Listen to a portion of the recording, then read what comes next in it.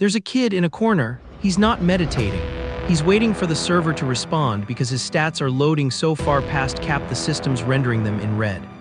The world outside is burning. Beasts, alien invasions, academies scrambling for soldiers. And Su Hong is away from keyboard farming the tutorial because he already read the patch notes. C-rank art in 1 second. Your life's work in 10 exchanges. He copies faster than you can swing, and there's no struggle arc here. Just a system that broke the difficulty curve and a protagonist who never asked for easy mode. His martial value hit -1000. The system said congratulations, not a bug, a threshold. He figured out debt is a resource when you know the game's backend. By the time the 3000 emperors hear about this kid, he'll already be at the final boss arena. This is high martiality, and the tutorial just ended. Our boy Su Hong is lying on his bed telling his uncle and aunt he's got his own problems handled, which is protagonist speak for I'm about to do something extremely stupid and call it responsibility. Rewind 12 hours and Su Hong's getting praised for his diamond fist improvement, still stuck at proficiency while some rando hit subtlety 2 days ago. The manga gives us the full cultivation tutorial. Entry, proficiency, subtlety, great accomplishment, each stage looking progressively more like you skipped leg days or never started it. Classmate gives him the thumbs underpowered, says nobody's at his level, which is the kind of compliment that ages poorly when you remember this is chapter 1, and the power curve hasn't even started its vertical assault. Teacher Lai finally tracks him down with the energy of a man who's been checking every corner of the school, which in this genre means he walked past the protagonist twice before noticing. The Martial Division application fee is 30,000 yuan, and the other students are sweating like they just got a gacha banner notification for a limited character they'll never afford.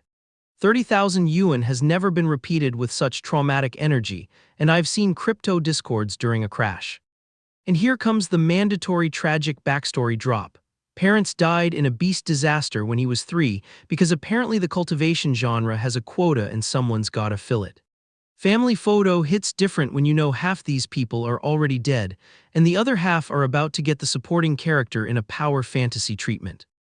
Narrator voiceover about martial artists being top earners, while silhouetted figures stand on a pile of dead monsters like it's a LinkedIn achievement post. Uncle's bandaged and broken from overwork, aunts rubbing his shoulders with the exhausted precision of someone who's done this 1,000 times, and Su Hong's watching like he's calculating interest rates on guilt. This is the panel we opened on, and it hits harder now. I'll handle my own problems is what you say when you've already decided to commit several misdemeanors before dinner. He's doing the math on how martial practitioners earn tens of thousands in days, which is exactly the thought process that leads every broke college student to either crypto, OnlyFans, or an underground fight club. Cut to the underground arena where the announcer is offering 60,000 for 4 consecutive wins, which is either a scam, a death trap, or both, and our boy's already reaching for a bull mask. Bull mask goes on, single tear rolls down, and the crowd's already calling him a newbie who's about to become a statistic. He roars, flexes, and the announcer lady looks surprised like she wasn't expecting actual stage presence from the guy who showed underpowered in a mask he definitely found in a costume shop clearance bin. Su Hong clocks the killing intent, notes the shaky lower stance on his opponent, and thinks easy pickings with the confidence of someone who's about to learn why underground fight clubs don't have referees. First fight starts and he's already analyzing like he's watching a tutorial video at 2x speed, dodging and countering, while the wolf-headed fighter realizes he's the tutorial boss who just got speed run. Blonde guy goes flying, Minotaur raises his fist, and the announcer drops the one-win call like she's reading off a grocery list. Fight 2, Demon Mask tries to outpunch him, gets his own power thrown back with interest, and Su Hong's already calling for the next opponent like he's ordering at a drive-thru. 2 wins in a row and some suit in the stands is already marking him for recruitment, because nothing says legitimate organization like talent scouting from the illegal bleachers. White Fox shows underpowered in a kitsune mask and white suit, looking like he cosplays as his own villain origin story, and the crowd loses it because apparently quasi-disciples are the celebrity tier of illegal combat. They charge, White Fox throws him back first exchange, and Su Hong's internal monologue is already doing the lower realm but all in calculation that every underdog protagonist pretends is a gamble. Bandaged fist glows, he lunges, trades blows with a guy who's supposed to be 2 tiers above him, and White Fox finally realizes this quasi is hiding actual Kai and blood like it's a tax dodge. Internal monologue confirms it. Real martial artist, holding back on purpose, which is the cultivation equivalent of smurfing in ranked and pretending you don't know the meta. White Fox hits him with triple ringing thunder fist, Su Hong spits blood, and the crowd's already writing his obituary while he's busy taking notes on technique. Like this is a free seminar. He's defending, bracing, looking for the counter window, and White Fox is pressing like he's got rent due, and this win is his security deposit. Consciousness fading, prize money evaporating, and the cat-eared guy in the lab coat shows underpowered to inform him that losing means zero payout, which is honestly the most villainous thing in this entire arena. White Fox offers him a deal: throw fights, work for them, and Su Hong's response is the kind of principled refusal that only sounds heroic until you remember he needs that 60,000 for tuition. White Fox says be a martial artist in your dreams, and honestly that's just rude. You don't mock a man's grind while he's bleeding on your shoes.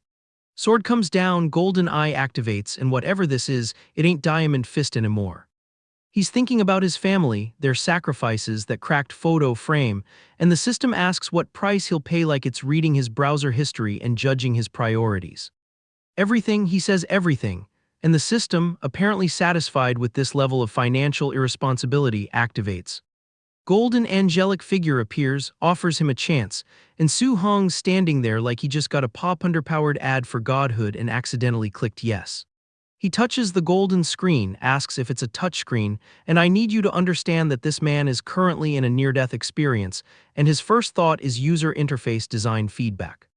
Beginner's Guide pops underpowered, holographic clone of himself appears, and it's already using Vajra Fist more subtly than he ever has, which is the system's polite way of saying you're doing it wrong. He watches his own clone demonstrate textbook form and thinks with such a good role model, how could I miss the chance? Which is protagonist optimism translated into I'm about to steal my own technique. They spar, he gets hit, spits blood, keeps going, and the percentage ticks underpowered from 7 to 10 like he's watching a download that somehow gets faster the more it hurts. Vajra Fist hits 10%, he's surprised by his own improvement speed, and the system is just sitting there like yes, this is the intended user experience, please stop bleeding on the tutorial. 15%, 98%. The numbers are climbing faster than a crypto chart in 2021 and somehow just as sustainable. Floating Light Palm hits micro level, Void Step hits micro level, Vajra Fist goes micro level to mastered, and our boy just got more upgrades in one training sequence than most protagonists get in entire arcs. He exhales, says thanks a lot to the empty room, and the system asks if he wants to return to reality like it's an uninstall, prompt he's definitely clicking yes on. Back in the arena, White Fox is mid-monologue, Thunder Rush Fist incoming, and Su Hong's body is moving before his brain catches underpowered because the system installed muscle memory like a background update. So slow, he says, and dodges and counters, and White Fox is experiencing the exact moment a speedrunner tells the tutorial boss to get good. Crowd goes silent, then wild, and Minotaur stands over White Fox like he's wondering when the achievement notification is gonna pop. Announcer remembers her job, declares him the winner, 60,000 secured, and the suit in the stand sends 2 guys to follow him because nothing says congratulations like corporate surveillance. Su Hong walks home through night streets, glowing blue eyes dimming, and the tail he's picked underpowered doesn't realize he's already clocked them because the system apparently came with a free stealth build. 2 suits search an empty alley while Su Hong's clinging to a building gap like he's playing Assassin's Creed with real stakes, taunting them from above because protagonist confidence is a hell of a drug. 1 hour later at Su Hong's home, Uncle and Aunt are staring at a stack of purple bills like they've never seen this much money in one place, which they probably haven't.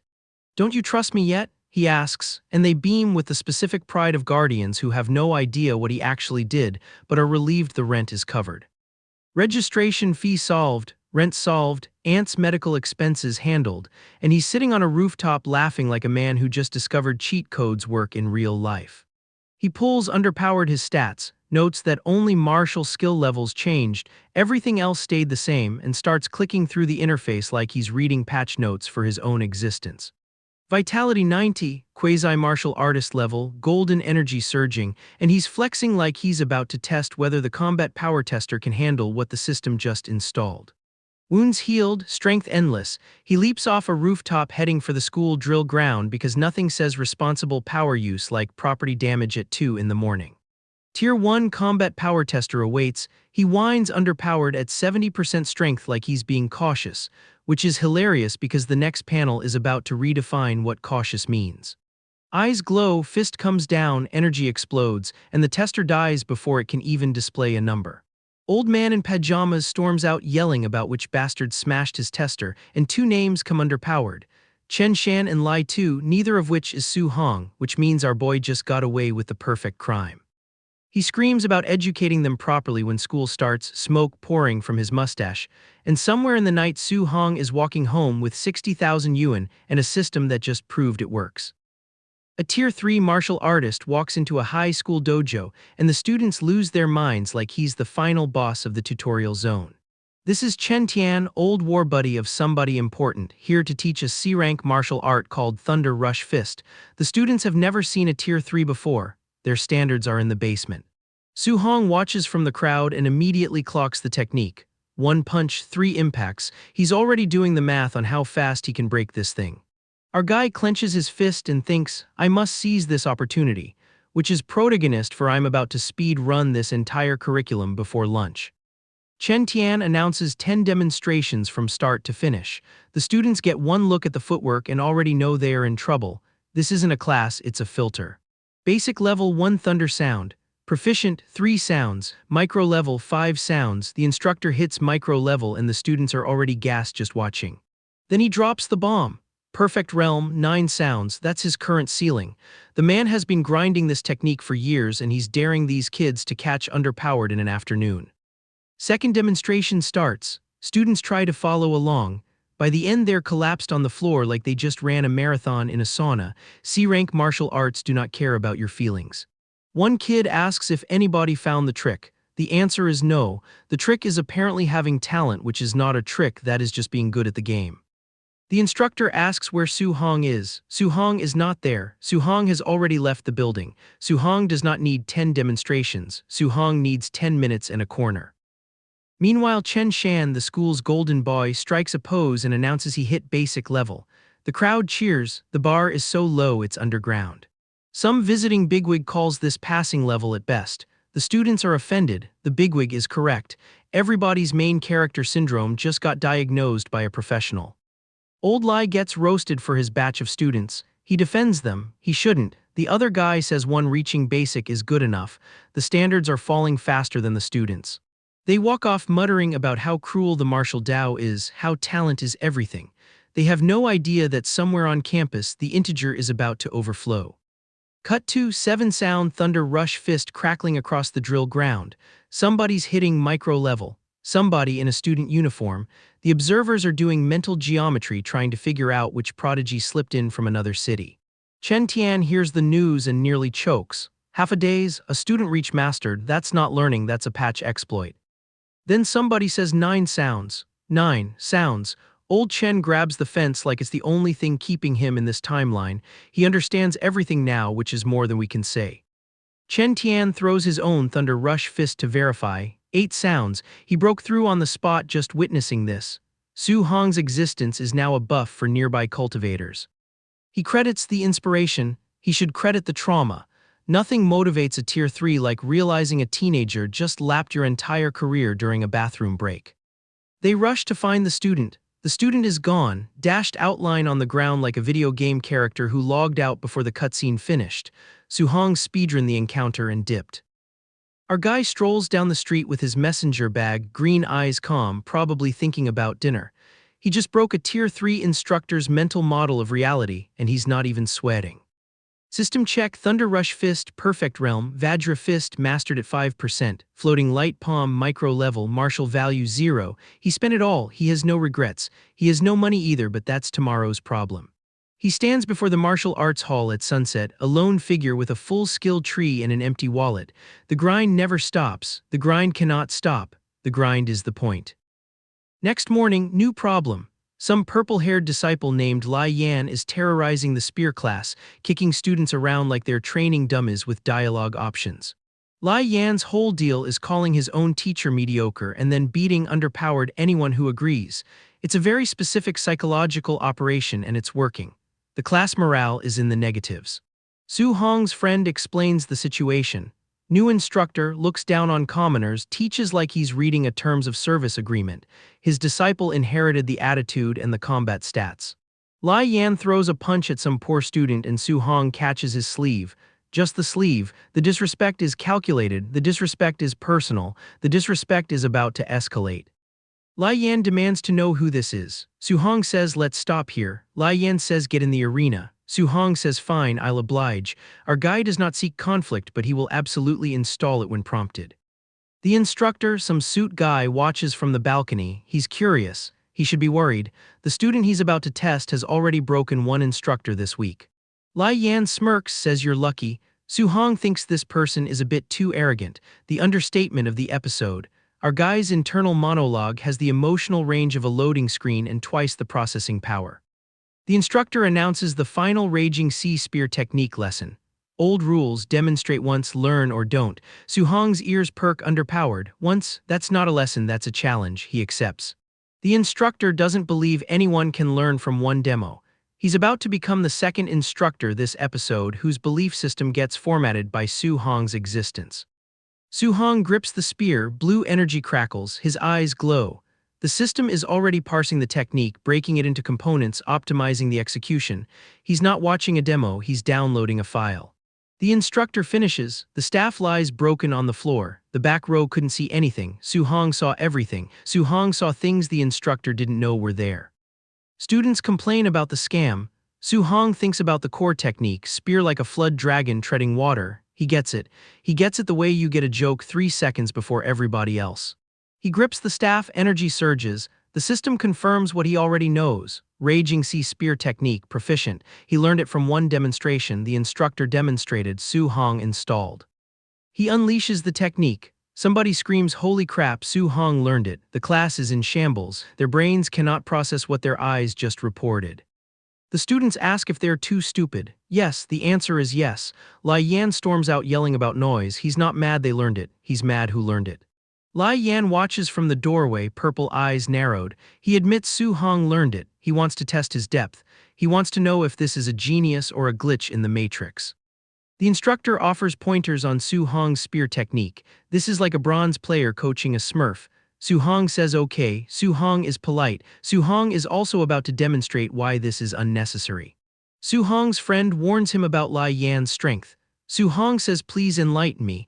That's martial arts for I'm going to learn your entire technique in the next 30 seconds and there's nothing you can do about it. Lai Yan goes first. Raging Sea Spear technique, micro level, blue energy floods the hall. He's good. He's actually good. He's also about to become a tutorial for the real main character. Su Hong closes his eyes. Not a bluff, not fear, system processing, file downloaded, countermeasures ready. He opens his eyes and the gold aura says everything his mouth won't. Raging Sea Spear technique, proficient. He throws it back, same technique, higher level, faster execution. The water dragon just met the flood and the flood is winning. Lai Yan's face does the thing where disbelief becomes existential crisis. How is that possible, he asks. Proficient level Raging Sea Spear technique, from one look. I broke the tutorial before it loaded, my guy. Our boy is gassed, like just finished a boss rush at 3 a.m. and forgot to hydrate, gassed. This is the face of a man who has been corner training so hard the corner filed a restraining order. But wait, we got a back underpowered. Remember Lai Yan, purple hair, main character energy, absolutely did not have the main character license. He's back and he's brought the Raging Sea Spear technique to proficient stage. Two massive energy swords clash and Lai Yan's internal monologue is basically he's not even a martial artist yet. How did he bro, you watched him copy your technique in real time. The denial is architectural at this point. Su Hong swings, the system pops, defeated a martial artist above your level. Martial points plus 35, just from sparring. This man is speedrunning the tutorial by beating underpowered the NPCs who are supposed to give him side quests. Another plus 32 drops. Lai Yan hits the floor with the kind of existential damage that doesn't show underpowered on the health bar. Impossible, there's no way. Buddy, the way is right there. It's been there, you just refused the quest marker. Lai Yan's on his knees like he's auditioning for a shonen flashback episode. All my years of, yeah, we've all seen the training montage. Suhong saw it once and said got it, thanks, skipping the cutscene. Lai Yan tries to punch through his feelings, which is valid, but an instructor steps in like enough. The gym teacher energy is unmatched. This is what happens when your player versus player match turns into a teachable moment. The instructor hits Lai Yan with if you can't even face defeat, what kind of martial artist are you? And then privately thinks he watched me demonstrate it just once, yet he's already mastered, the hypocrisy is seasoned. Public roast, private panic. Instructor's verdict, Lai Yan has talent but he's too arrogant. Taking this L from a genius will be good for him. Su Hong's internal reaction, this guy, he sure changes his tune fast. Our protagonist has the emotional intelligence of someone who's read the wiki. Su Hong walks home at night, mentally inventorying his haul, thunderclap fist, raging sea spear technique, and a pile of martial points that would make a gacha whale weep. The grind set is non-negotiable. Then reality hits. He needs a weapon for the exams. He looks at a spear priced at $69,800 and his wallet says no. The little money he has isn't even enough for Auntie's medical bills. Capitalism has entered the cultivation chat. He spots a notice, ferocious beasts increasing outside Star City, recruitment drive for martial artists. The lightbulb moment hits so hard I felt it through the panel. Bro's about to turn monster hunting into a side hustle. Cut to home, Auntie's giving Uncle grief about still working part-time. Uncle's bandaged, underpowered like he lost a fight with a dishwasher. And Su Hong walks in with his duffel bag like I'm back from the gym, nothing happened, definitely didn't break a man's spirit today. Su Hong tells Uncle to quit working, he's got the money situation handled now. Uncle hits him with the I can't just sit around doing nothing, and then immediately gives a thumbs underpowered that screams I am absolutely going to keep working secretly. Su Hong knows the truth, Uncle and Auntie are used to being poor. Unless he earns enough to last a lifetime, they'll keep grinding themselves into dust. The burden of broke relatives is the original emotional damage debuff. He dumps every martial point into vitality. The interface flickers, 95, 2, one step away from martial artist. He's sitting in pink flames like he's in a lo-fi beats thumbnail contemplating his next move. The aesthetic is accidental and perfect. Preparations complete, he declares, and then immediately lies on the gym floor panting like a man who just finished a speed run and forgot to save point. The gap between I'm ready and I'm dying has never been narrower. He finally reaches the Star City martial artist base and immediately complains about the distance. This man just learned 2 martial arts, broke a man's ego and maxed his vitality, but walking is where he draws the line. Inside, martial artists everywhere, which is apparently unusual. An older guy with a mustache and an axe confronts a younger guy with a spear. The energy is Walmart parking lot at 2 a.m., but everyone knows Kung Fu. Su Hong reads the fine print, after killing a beast, remove the left ear as proof. Otherwise, no payout. The bureaucracy of monster hunting is unrelenting. Even in a cultivation world, you need receipts. Then the crowd parts for young Master Yi, blonde, masked, fox energy, the whole package. Someone in the background says he got his ass kicked a few days ago. The gossip infrastructure in this world is fiber optic. Su Hong clocks him, then clocks the silver-haired smirk behind him. The political geometry of who's with who is already forming, and our protagonist is standing there like a man who brought a spreadsheet to a knife fight. An older man asks if it's his first time going into the wild alone, then sighs, another ignorant, fearless brat. The ignorant part is wrong. The fearless part is understated. Su Hong knows exactly how broken his build is. Su Hong declares he'll return with a full haul, then immediately wonders if all the outer forest beasts got killed already. The confidence to confusion pipeline is instant. He's speedrunning a zone that other people have been farming for weeks. Enter the Nether Moon Wolf. Tier 1 initial stage, textbook standard, glowing red eyes, absolutely furious about being in a textbook. Su Hong recognizes it immediately because of course he studied. The man prepped for this exam like it was the SAT. The wolf howls, lunges, and Su Hong meets it with a thunderclap fist that sends it flying. One shot. The wolf went from apex predator to physics demonstration in a single panel. The kill feed would be embarrassing. Oh, he's going for, the wolf lunges again, fist. Lightning cracks, the wolf dies midair, and Su Hong's internal monologue is this what fighting a monster feels like? It's even more exciting than I imagined. This man is main character syndrome incarnate. He smirks, clenches his fist, and calculates, rank 1 early stage beast 1 move. What about mid-stage? The confidence scaling is exponential. He's not even breathing hard and he's already theorycrafting the next difficulty tier. Next, a raging black bear, also one shot, 3,000 bucks in the bag. The system reminds him, accumulated martial points sufficient to break through to martial artist. He's been in the wilderness for maybe an hour and he's already eligible for a promotion. Then the ground shakes. A serpent emerges, massive, dark-scaled, glowing yellow eyes, the kind of enemy that gets its own health bar across the top of the screen. This is not a wolf. This is a raid boss that wandered into the starter zone. Other martial artists are already getting wrecked. One guy thrown against a wall, another midair screaming, the whole party is in shambles. Su Hong watches from his rock like a man evaluating whether to intervene or finish his snack first. So fast, he observes, as the serpent moves in ways that break the game's animation budget. The gap between I can one-shot wolves and this thing eats parties is the exact moment where protagonists either level underpowered or become a cautionary tale. A wounded martial artist wipes blood from his mouth, asks to borrow a spear, and Su Hong watches the collective desperation. These are actual martial artists getting folded, and our boy hasn't even officially ranked underpowered yet. The power differential is becoming a problem. Su Hong does the math out loud. To kill a rank 1 late-stage beast, you typically need a team of martial artists, but his martial arts are all cultivated to perfection, and he already easily defeated a mid-stage raging black bear. The but is doing violence to that sentence. So right now, I have the ability to fight this black jade giant python. The understatement is weaponized. He steps forward, spear in hand, and the serpent opens its maw wide enough to swallow a sedan. This is the "are you sure about that" meme in real time. Raging sea spear, perfection. The water erupts, the spear pierces through, and the impact is so clean the sound effect is just Chinese letter, the universal noise of you thought. The serpent recoils like it just read its own death flag.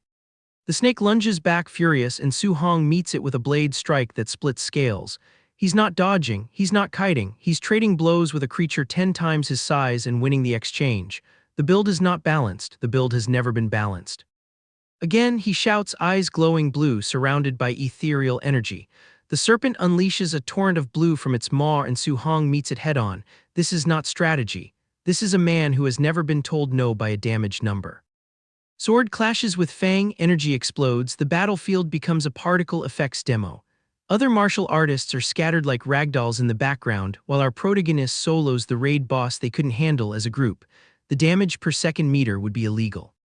Su Hong's internal monologue finally shows some tactical awareness. The size difference is too massive for a fatal blow, so he needs to wear it down first. The first implies he's already committed to multiple rounds. The stamina bar is a social construct to this man. He charges again, thunderclap building, the spear a blur of intent. After the attack lands, immediately put distance. He's actually kiting now. The man learned mechanics from watching other people fail and adapted in real time. This is what speedrunners mean by optimized. Fighting like this is exhausting, but at least it's safe, he says, huffing as the serpent circles in frustration. Both of them are reaching their limits.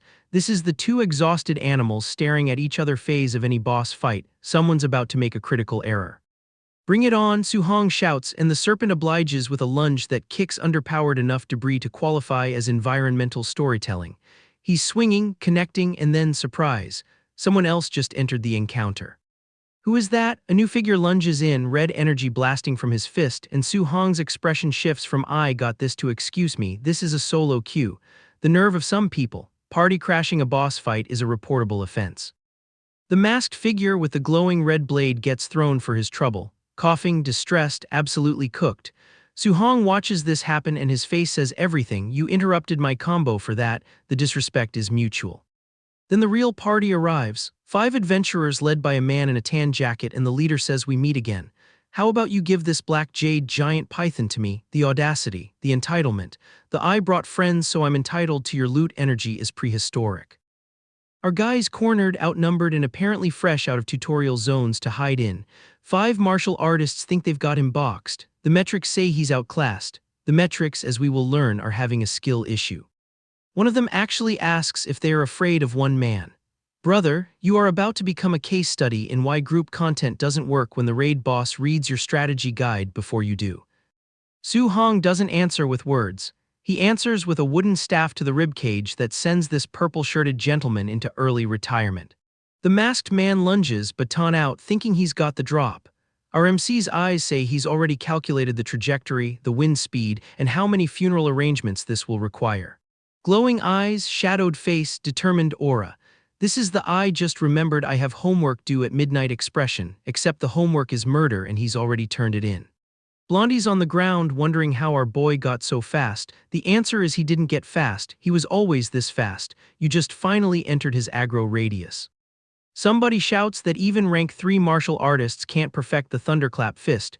Su Hong's over here running 2 perfected techniques like he's dual-wielding browser tabs. The system didn't patch this. The system designed this. Perfection Vajra fist, perfection thunderclap fist. The old swordsman's brain is doing the math and coming underpowered with how is this possible, like that's a valid equation. It's not possible, that's the point, that's the whole genre. Su Hong reflects that if he hadn't wasted vitality on that python earlier, he'd just steamroll these 5. Even his internal monologue is humble bragging. I could have been more overleveled is a flex I didn't know existed. New plan, defeat them one by one, which sounds like strategy until you realize it's just I will now kill you sequentially instead of simultaneously. The efficiency is admirable, the mercy is non-existent. Blue eyes glowing, hand outstretched, aura crackling. This is the "I have become the loading screen you feared" pose. The tutorial didn't prepare them for this, nothing could have. Bloodshot eyes, slack jaw, then a kick that rearranges someone's entire skeletal structure. The sportscaster in me wants to call this a combo. The human in me wants to call an ambulance. Neither will arrive in time. Suit guy takes a headshot that explodes into black particles and light. Then another gentleman discovers gravity the hard way, blood spraying like he just unlocked the trauma achievement, which, to be fair, he did. The survivors are asking if they should run. Someone says I must kill him today with the confidence of a man who has not been watching the same fight I have. The disconnect between ambition and data here is staggering. Blue energy blasts from eyes, swords swing, rifles get involved like that's going to change the outcome. This is not a fight anymore. This is a demonstration of why player versus player mentality doesn't work against someone who farms player versus environment like it's a religion. Sword flash, shockwave kick, debris everywhere. The environment is taking damage just from being near this man. The trees didn't sign underpowered for this. The ground certainly didn't, but here we are.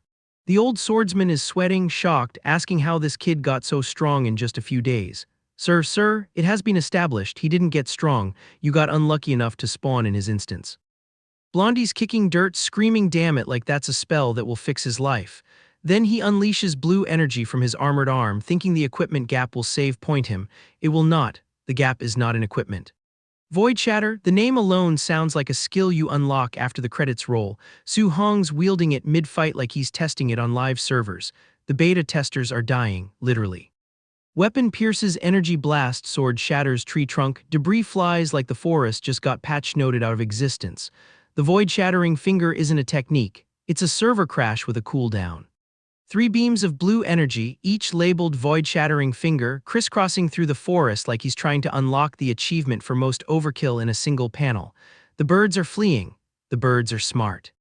Su Hong notes that the technique isn't low tier, wonders if it's class B. This man just demolished an entire squad and he's doing post-fight loot analysis. The grind set doesn't stop. The grind set never stops. Blondie threatens to kill Su Hong's whole family. Su Hong, silhouetted in blue, asks kill my whole family, with the tonal shift of a man who just remembered he left the stove on and it's about to get biblical. Extreme close underpowered of rage, then impact, then blue energy zigzagging through the forest like divine punishment with a routing number. The threat to his family just activated something the system doesn't have a tutorial for. Masked figure lunges, Blondie looks distressed, someone's touching a glowing blue symbol on their chest like that's going to help. The panic is palpable. The panic is also irrelevant. Su Hong has entered the no negotiation zone. Weapon pierces symbol, glowing blue eyes loom over crying man. Achievement unlocked, emotional damage critical hit. The main character privilege isn't that he wins, it's that he wins while making you understand exactly why you never had a chance. Su Hong says he liked him better when he was acting high and mighty. That's not a taunt, that's a customer service complaint. Your earlier attitude was more entertaining before the breakdown. 1 star would not threaten family again. Determined glare, face struck at extreme velocity, eyepatch man swinging staff with sound effects that don't need translation. The violence is multilingual. The result is universal. These 5 entered as a party, they will leave as a statistic. Bloody face, energy blade, explosive burst as someone hits the ground hard enough to register as seismic activity. The blonde man who started this with a smirk is now a cautionary tale about reading patch notes before picking fights. Su-hong stands in flames, glowing sword in hand, says you shouldn't have used my family to threaten me. The earnest mode is engaged. The sarcasm is gone. This is not a protagonist speaking. This is a terms of service violation being enforced. Blondie's panting, bloodied, insisting Su-hong isn't even a martial artist. The observation is technically correct. He's not a martial artist. He's the reason martial artists need insurance. The category error is terminal. Screaming terror, monstrous figure looming, shocked eyes and bloody cheek. The man who thought metrics lied to protect egos has discovered the truth. The metrics weren't lying to protect his ego. They were lying to protect everyone else's. Giant snake returns, mouth wide, fangs bloody, because of course the ecosystem wants in on this. Su-hong spent too much time fighting humans and now the player versus environment content is respawning. The tutorial, it turns out, was never finished loading. He just broke it before it could start. Vitality hits 100, and the system finally stops spamming his notifications like a gacha game with notification privileges. Our boy's whole body is running magma hot, which in cultivation terms means the breakthrough is working, and in medical terms means he should be dead 3 times over. The giant python does not care about his personal growth moment and lunges anyway, which is honestly rude when someone's having their protagonist ascension cutscene. Su-hong declares he's finally a real martial artist, and the timing is immaculate because the giant snake was about to make him a real cautionary tale. He clenches that fist, red aura pouring off him like he just unlocked the premium battle pass, and the snake finally realizes it picked the wrong corner of the map to spawn in. The fist comes down and suddenly we're in a different genre entirely, the kind where the boss music was actually playing for the monster this whole time. Golden light pierces the sky. The snake's coils are doing absolutely nothing against this damage output, and somewhere a system administrator is getting paged about an integer overflow in the boss encounter. Vajra Fist gets its debut and immediately establishes itself as the kind of technique that makes you wonder why anyone bothers with the basic attack button. The snake tries to trade back with Thunder Rush Fist, which is adorable, like bringing a tutorial skill to a patch notes fight. Su-hong's bleeding from the mouth now, which in any other story would signal vulnerability, but here it just means he's charging his dramatic final attack with emotional damage multipliers. Thunder Rush Fist versus whatever Su-hong's cooking now, and the frame rate of reality is dropping because this particle budget was not approved by the engine. Golden energy detonates, the snake's chest becomes a light source, and this is what happens when you let someone grind in the corner for 6 chapters without checking their inventory. The aftermath is just smoke and the sound of a server processing what happened, and then we see our guy standing on the corpse like it's a victory emote he earned from a secret achievement. He's already checking the drops, knife in hand, looking surprised at how much loot this encounter generated, which is the face of someone who just realized side quests pay better than the main story. The surviving bandit gets the most condescending eulogy in history, ending with "you got off easy," which is technically true because the other option was being the giant snake's afternoon snack. Su-hong's already moved on to wondering if he can loot the B-rank technique from Yifeng's corpse, because nothing says peerless talent like grave robbing for skill books. Void-breaking finger, B-rank, memorized in one sitting by campfire light, and the other students back at Academy are still doing breathing exercises while this man is pirating techniques from dead people. He emerges from whatever digital void the system stores him in, glowing with that specific blue energy that means, "I just learned something in the time it took you to read this sentence." The skill progression bar is moving faster than any progression bar has ethical right to move, basic to mastered to perfect in the time it takes normal people to find the tutorial menu. He stares forward with that smug chin rest, already disappointed by how easy B-rank skills are, which is the most first-world problem a cultivation protagonist has ever had. Naturally, he goes to test it on some wolf-like creatures that did absolutely nothing to deserve this, and the blue beam from his finger deletes them with the enthusiasm of a delete key. Perfect mastery achieved, the skill officially has no more levels to give, and Su-hong's already looking for the next thing to break because completionism is a disease even in cultivation. Cut to the exchange counter where some bald guy is losing his mind over 230,000, and Su-hong's haul hasn't even entered the building yet. The Thunder Squad's numbers are getting read out like sports statistics, and Su Hong's solo count is about to make their collective effort look like a group project where one person did everything. He's sweating now, not from combat but from the sudden realization that killing 400,000 worth of beasts might be slightly conspicuous, which is adorable because that ship has sailed, docked, and become a tourist attraction. Back at base, smoke is rising from buildings and people are asking how an attack is even possible with so many high-level martial artists present, which is the exact question Yikai's nephew failed to answer. Yikai orders a full blockade, not a single fly escapes, which is dramatic until you remember the guy he's hunting already soloed a giant python and learned a B-rank technique from a corpse. The news breaks that Yifeng and his entire five-man squad got wiped, and the crowd's reaction is less grief and more collective karma finally, because apparently this nephew was the server's most hated griefer. The crowd is celebrating Yifeng's death like a holiday, while his uncle is screaming about missing B-rank skills and mandatory body searches, which is the most dysfunctional family reunion this side of any cultivation novel. Su Hong's already back in the crowd, looking at the corpses, doing the mental math on whether the giant python story will hold, which it absolutely will not because he's the only person here who smells like B-rank technique and poor life choices. He slips through the crowd like he's got stealth maxed, spear in hand, surrounded by shadowy figures who definitely notice him but apparently don't have the quest flag to engage yet. Then this glowing-eyed man in a suit shows underpowered asking about the 400,000 haul, and the red aura around him says we're not done with tutorial bosses yet, we just unlocked the mid-game difficulty spike. Our guy sits at the table, fingers laced together like he's about to negotiate with God, and honestly, he might as well be. Uncle and Auntie are crying tears of joy over his martial artist ID, which is adorable because they think this is the peak. 10,000 a month allowance and Uncle's already planning his retirement. Su Hong's planning how to break the integer again. He drops the line about holding the family underpowered, and the narrator in me wants to warn them, this man holds underpowered buildings now. Cut to Su Hong training so hard his aura's doing the heavy metal album cover thing, flames everywhere, eyes glowing like he angered a graphics card. He's staring forward like the tutorial zone just whispered its last words. The system didn't prepare for this, no one did. Fist glowing, steam rising, and Su Hong looks at his own hand like it's a patch note he didn't read. The guidance technique section appeared, he learned it by existing.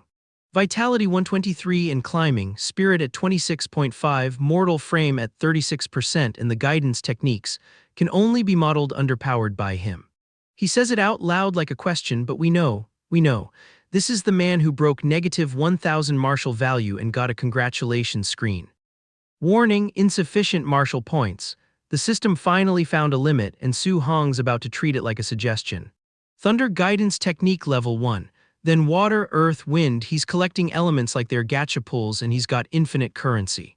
7 different spiritual energies repelling each other in his body, and he's meditating through it like it's a minor inconvenience. Most people would be soup.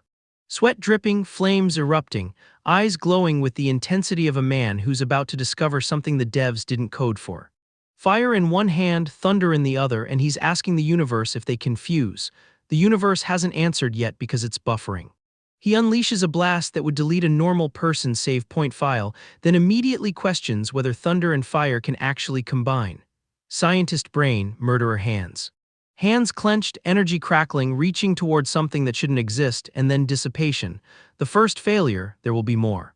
Damn it, one more time again, one more time. This is not a training montage. This is a man speedrunning frustration itself. Just a little more, he says, like the elements are a boss fight with a secret phase he hasn't unlocked yet. Darn it, fuse for me, and the explosion answers, not with words, with light, with the sound of 2 elements admitting defeat to stubbornness. Tried all night, finally succeeded, and he's crying, not from pain, from the emotional damage of being right when everyone else would have been ash. Hand glowing with fire and lightning fused together, and he's already planning the field test. No celebration, only optimization. Star City Citizen Martial Arts Plaza, robotic soldiers patrolling like this is a normal Tuesday. For Su Hong it is. He specifically switched to a rank 3 combat power tester because the last one broke. The last one broke. This is his version of being careful. 30% this time, he says, like he's rationing destruction. The thunder alone crackles with enough voltage to power a small district. What about the fused power of thunder and fire, he asks, and the panel doesn't answer because the panel is already dead. Massive kanji explosion, lightning punch, and the tester didn't just break, it entered witness protection. The numbers don't exist anymore. He clutches his wrist, shocked, and says his vitality is only 123. Only, the word choice of a man who broke the scale and blamed the metric. Swirling vortex of elements converging, and he's already thinking about fusing 3. 3. The man who just discovered fire is planning the Hadron Collider. Lying on a rooftop, exhausted, contemplating the difficulty curve like it's a math problem. It is. He's the only one with the answer key. Strained expression, holographic interface flickering, and this is the most relatable he's ever been. Even gods need loading screens. Next day's Star City High #1 and the crowd's already buzzing like something's about to happen. They're not wrong, they never are. Principals on stage announcing this monthly exam is different, which in this genre means someone's about to learn the meaning of hubris. Top 3 get genius training camp spots and the students are losing their minds. Su Hong's losing nothing. He's already passed the camp. He's the final boss the camp prepares for. Our guy's confused about only first place getting in, which is funny because he's about to take first place by accident. Again. 10 days absent and everyone's breaking through to martial artist without him. Cute, he's been breaking through dimensions. Chen Shan and Lai Tu with their thunderclap fist, and some red headband kid talking about who's the real #1 genius. Buddy, the real one isn't in the building, he's the building's emergency protocol. When I beat you down, I hope you can still be this confident, and the universe prepares its popcorn. Old Lai's been looking everywhere for Su Hong, which is hilarious because Su Hong's been everywhere Lai isn't. Optimization includes avoiding side quests. Jiang Ming rolls underpowered with his disciples like he's about to embarrass the whole school, and principal's face says he knows exactly what's coming. Jiang Ming wants the first place student after the exam, which is polite code for my disciples will humiliate yours on your own grass. Principal's internal monologue is just damn, this guy's obviously here to embarrass me, which is the most honest thought any authority figure has had in this genre. Your student quality seems poor, Jiang Ming says, and the students who heard that are about to become background characters in someone else's redemption arc. Teacher, this is bad, look over there, it's that kid Su Hong, and the purple-haired messenger doesn't know he just called in the artillery. It's that little monster and the smug delivery tells us everything. Su Hong's reputation has preceded him, the reputation is underselling it. Jiang Ming lunges forward, surprised, pained, and suddenly aware that his entire plan has a Su Hong-shaped hole in it. That kid is actually from High #1. My 2 trash disciples, how could they compare to your students? Jiang Ming's doing the sarcastic retreat, and principals nodding like this is normal. Yes, we admit defeat, they say, which in cultivation speak means we will return with more firepower and less dignity. 2 men glaring with intense anger and the tension is thick enough to cultivate. This isn't over, it never is. Futuristic arena, circular platform, and 2 young men in tracksuits about to discover that the monthly exam has a hidden final boss. Spoiler, it's not on the roster.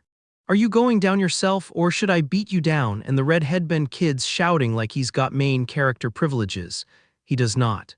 Violent throw, glowing punch, blue energy fist, and the opponent's already airborne before he finished his threat. Speed run strats, no hit run, good game. Lunge, strike, standing over the fallen, and this is Su Hong now, the corner training isolationist who skips cutscenes and deletes bosses. Holy crap, since when was old Su so fierce? And the answer is, since always, you just weren't reading the patch notes. Older man with glasses, younger man with spiky hair, both reacting with the shock of people who just watched the tutorial non-player character one-shot the raid boss. Su Hong stands in the smoke, hand on hip, looking down like he's waiting for the next wave to spawn. It won't, they broke the spawn system. Our boy's been away from keyboard farming in the corner so long the system finally pushed a patch. Thunder Guidance Technique LV3, Heavenly Flame Guidance Technique LV3. The devs didn't balance test this build. But rewind, before he became the walking skill tree, people actually thought Su Hong was beatable. One guy's on the ground asking if he's already tier 1. Buddy, he's not even using the tier list you're reading from. The faculty's losing it. Old men in suits leaning forward like they forgot to save point their retirement funds. Where did the Su Hong come from? Same place all broken builds come from, the tutorial zone nobody checked. Meanwhile, the actual featured match is Chen Shan versus Lai Tu, evenly matched, trading blows like they're both trying to remember their combos. This is the mid-boss fight the audience paid for. Su Hong's just the post-credits scene that ate the whole movie. Chen Shan's out here yelling about Tier 3 Marrow Fist like it's a flex. Lai Tu answers with a lunge that says your ultimate is my basic attack. These two are fighting for second place and they don't know it yet. Xin Yan, remember him, the number one in the whole school guy. He's watching with that smug grin that ages like milk. Fire attribute projection erupts from Chen Shan. The crowd gasps. The narrator checks his watch. Then Lai Tu pulls ice chains from his hand like he's been saving that for the season finale. The peanut gallery's losing their minds. Lai Tu knows attribute projection too. Everyone's special. Everyone's a main character in their own head. Su Hong's about to audit their delusions. Lai Tu wins underpowered the 5-sound Thunder Fist, which apparently has 5 sounds and 0 chill. Chen Shan's face does that thing where you realize you brought a fire spell to a thunderstorm. Impact. Chen Shan folds like a lawn chair. The faculty's taking notes now. Lai Tu is hiding his true strength. No, he's hiding that there's a bigger fish. The ocean's been there the whole time, gentlemen. Cut to old men gambling. One bets 50,000 that Su Hong takes first. The others laugh like they didn't just watch him speed run the preliminaries. Since you're bringing money to my doorstep, I'll take it. Famous last words, retirement edition. The crowd split between charge Su Hong and Lai Tu don't lose face. Lai Tu's already glowing with water energy, smug as a man who thinks he's peaked. Su Hong's just standing there calculating whether this counts as a side quest. Internal monologue time. Su Hong's bored. He's hunted so many ferocious beasts that these students feel like tutorial mobs with extra dialogue. He's been waiting for someone worth the experience points. Lai Tu's about to volunteer as tribute. Lai Tu opens his mouth and says Su Hong can have second place. Then who is first? Oh no, he walked into it. The first that follows isn't a word, it's a fist with a golden onomatopoeia attached. It's definitely me, Lai Tu screams, lunging with one move arrogance. The gap between us, he says, the gap between us. This man looked at Su Hong's build and thought skill issue. The hubris is almost admirable, almost. Chains erupt, 5-sound thunder fist from the opening bell. The spectators are already writing Su Hong's obituary. Is he crazy? He didn't dodge. He didn't dodge because the dodge button is for people who take damage. Glowing orange eyes, I just happen to want to see the limits of my physical body. Translation, I wanted to know if I could no-hit this boss. The answer is yes. The answer is always yes. Fist meets fist. The impact carries enough emotional trauma to become next week's villain backstory. Someone in the crowd screaming for a medic. Su Hong's already calculating his next level underpowered. Chains wrap. Su Hong strikes through them. Shockwaves. The sword or whatever that energy construct is, it's doing things now. Cinematic, generous. The raid boss is wondering why his mechanics aren't working. Lai Tu's fist clenches, his eyes go wide. The chains that were supposed to bind are now dragging him down like they read his contract and switch sides. Is this guy a monster? Each punch is so heavy. Welcome to the damage per second check, sir, you failed. Su Hong unleashes another chain strike. Wait, chains? He's using Lai Tu's own aesthetic now. The faculty's faces have that we need to update the curriculum expression. Su Hong's strength is terrifying, understatement of the fiscal year. One old man starts explaining that Lai Tu's already condensed an attribute like that matters. Another just smiles, the smile of a man who bet on the right horse. The snow cracks, the energy blasts, the narrative stops pretending this is competitive. Lai Tu screams, chains everywhere, defeat me if you can. The game just spawned the secret phase where the boss gets desperate. Su Hong's internal meter says, still not using my real build. Internal monologue part 2, I originally wanted to see how well I fight with just physical strength, but Lai Tu went all out too fast. Now Su Hong has to put in, and I quote, a little effort. The gap between a little and Lai Tu's everything is the whole episode. He lunges, golden lightning erupts where water chains used to be. The technique Lai Tu spent months on, Su Hong's running it at higher voltage with a week of casual practice. This is what peerless talent looks like in player versus player, it's called griefing. You can use attribute projection too. Lai Tu's face has entered the 5 stages of grief in a single panel. The faculty's on the ground, surrounded by golden energy they didn't budget for, lightning attribute. Su Hong has also mastered the thunder guiding technique. Also, as if this were a list and not a war crime. Chen Shan's metal attribute outclassed. The lightning's stronger, faster, and apparently comes with better user interface effects. His lightning attribute is stronger than my metal attribute. No, Chen Shan, his everything is stronger than your everything. It's not the elements, it's the integer. You showed me your ultimate ability move. Su Hong's charging something that makes Lai Tu's ultimate ability look like a tutorial prompt. Golden lightning, crackling text, the whole thunder strike aesthetic. The system didn't patch this in, it was always there, waiting for someone worthy of the animation budget. 9 sounds, how is that possible? The face says it all, blood, disbelief, the dawning horror that your S-rank technique has an SS-rank version and the guy across from you installed the downloadable content before release. Su-hong clenches, the sky cracks, the chapter's almost over and someone's getting refunded their pride. Lie 2's on the ground. Blood splatter, the crowd's doing that collective no way bro that echoes through every arena when the script gets torn underpowered. 9 sound thunder fist, the perfection they named it. They finally named what killed their bracket. Cheering from the smart money, shock from the old guard. One man's being held back like he's about to fight the result, and then the line that seals it, that's no simple genius. That is the dragon of our Star City no. 1 high, patch notes just dropped and the meta's never recovering. New act, new problem, someone's knocking at Su-hong's door like they didn't get the memo about who answers. A woman in a suit, purse in hand, the whole I'd like to speak to your manager energy, except she's the manager and she's here to negotiate with a force of nature. You must be Su-hong, I'm Lin Nyan's parent, the top 3 get training camp spots, her son ranked, well not top 3, 30,000 yuan to give underpowered the spot. She's offering hush money to a man who just made thunder his hobby. Su-hong stands between his aunt and uncle, stoic as a firewall. The woman's getting angry now, what kind of attitude is that? The camp was established to nurture geniuses, she says, waving red cards like they're supposed to impress someone who farms SSS rank techniques. The competition is cruel, people die there, she throws the papers. Su-hong's aunt asks if it's true, if it's really that dangerous. The worry in her voice is real, the danger is not for him, everyone else, different loot table. The uncle steps in. Little Hong, can you guarantee your safety? Su-hong stares, determined, aggressive, the look of a man who's been guaranteeing his safety since before the system had a user interface. The silence is his answer. The silence is always his answer.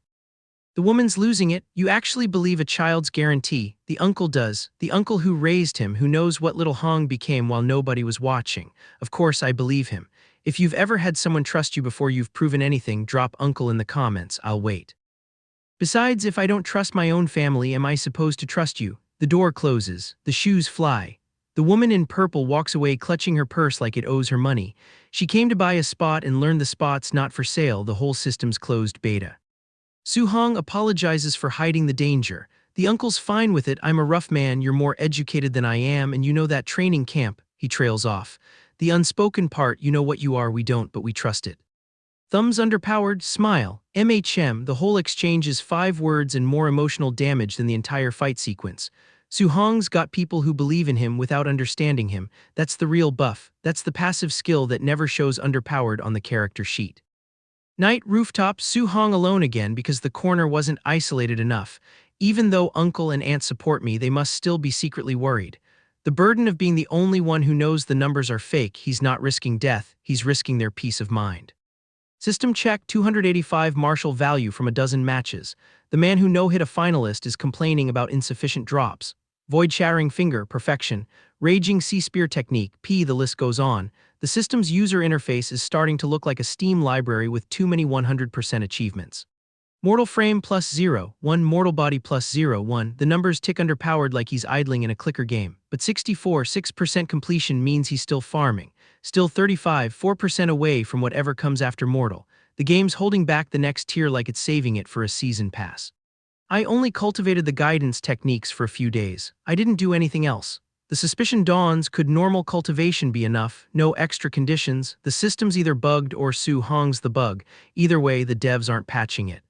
Lightning in one hand, fire in the other. In that case, I'll try to raise them another level. The industrial background doesn't know it's hosting a man who breaks progression curves before breakfast. The elements crackle. The night doesn't end, it just waits for him to finish. Sunrise, rainbow light on skyscrapers. Eyes open with red and gold glinting, the I haven't slept but I've ascended look. Thunder Guidance Technique LV3. Heavenly Flame Guidance Technique LV3. We opened on this. We're closing on this. The loop's closed, the build's complete, and the tutorial's still loading for everyone else. Morning departure. Baseball bat over shoulder, parents waving, the whole okay I'm off then energy of a kid going to summer camp. Except the camp is a death arena for geniuses and the bat's probably a spear technique in disguise. Family doesn't know, family never needs to. The parents whisper their worry once he's gone. You say that to me, but aren't you just as worried? They're trembling. They're pretending. They're every family who's ever watched someone they love walk toward a difficulty slider set to literally impossible for mortals. Su Hong walks, determined eyes sword in hand, speed limit signs irrelevant. Then screech, red convertible, blonde woman, sunglasses, black dress, stop. The president of the Star City Martial Arts Association doesn't send a text, she sends herself. Get in, no please, no explanation. The stern face of a woman who knows profiles, who knows exactly what Su Hong is and isn't, and who's still treating him like he needs a ride. The car speeds. The highway blurs. The episode's got one more information drop before credits. President, did you need me for something? The president who knows profiles. The president who says, as the president of the Star City Martial Arts Association, I know the profiles of some of the people present. Some, not all, not his. She's driving a mystery she hasn't solved yet. Su Hong smirks just slightly, the backseat confidence of a man who's read the spoiler thread. Regarding the genius training camp, there are some things I must remind you of. The monster's there, she says, Class B martial skills minimum. The difficulty spike he's been waiting for. Those monsters, the skills they've mastered are at least Class B. She thinks this is a warning. Su Hong's internal calculator says more martial value per kill, better drop rates, finally some worthy experience points. Rank 2 martial artists need 200 points of vitality. There are actually people, yes, there are, he's not one of them. But I'm not afraid of Class B martial skills. With the system space I can learn, he catches himself, almost said the quiet part loud. The president continues, oblivious, even if you face setbacks, do not take it to heart. With your talent, success is inevitable. She thinks he's nervous, he's budgeting inventory space. I understand, thank you Sister Wu. The smile, the side-eye, the mountain view he's already calculating as a farming route. She watches him and thinks, knowing full well his vitality and skills are inferior, yet he remains calm. She doesn't need to worry about his mindset. No ma'am, you need to worry about everyone else's. She thinks he's going into the lion's den underleveled. The lions are about to find out he broke the tutorial before it loaded. The Tianlin mountain range spans across Star City like a loading screen that never ends, and our boy Su Hong is already sitting in the back seat looking like he's mentally away from keyboard farming. The narration wants us to know this place is teeming with ferocious beasts, which in cultivation speak means free experience points with teeth. Two bears with glowing red eyes emerge from the darkness like they got the memo about the protagonist arriving, and the students in the car immediately start acting like they've never read a manhwa before. Su Hong looks forward with those striking blue eyes and admits he's starting to like this feeling, which is the most emotionally vulnerable this man has been in 13 chapters. They pull underpowered to this dusty tent encampment that looks like a music festival got invaded by a military coup, and the three protagonists in matching tracksuits stand there like they accidentally joined the wrong Discord server. A man with a ponytail and goatee surveys the scene with the intensity of someone who's about to drop a tier list nobody asked for, while some guy in a hood with glasses peeks over his shoulder like he's reading spoilers.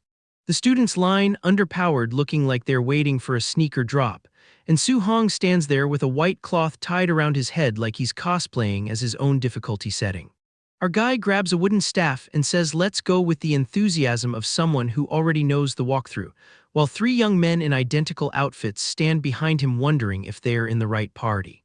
The older man in the suit drops the bomb that there's an entrance exam too, and the student asking the question has the exact energy of someone who didn't read the quest description.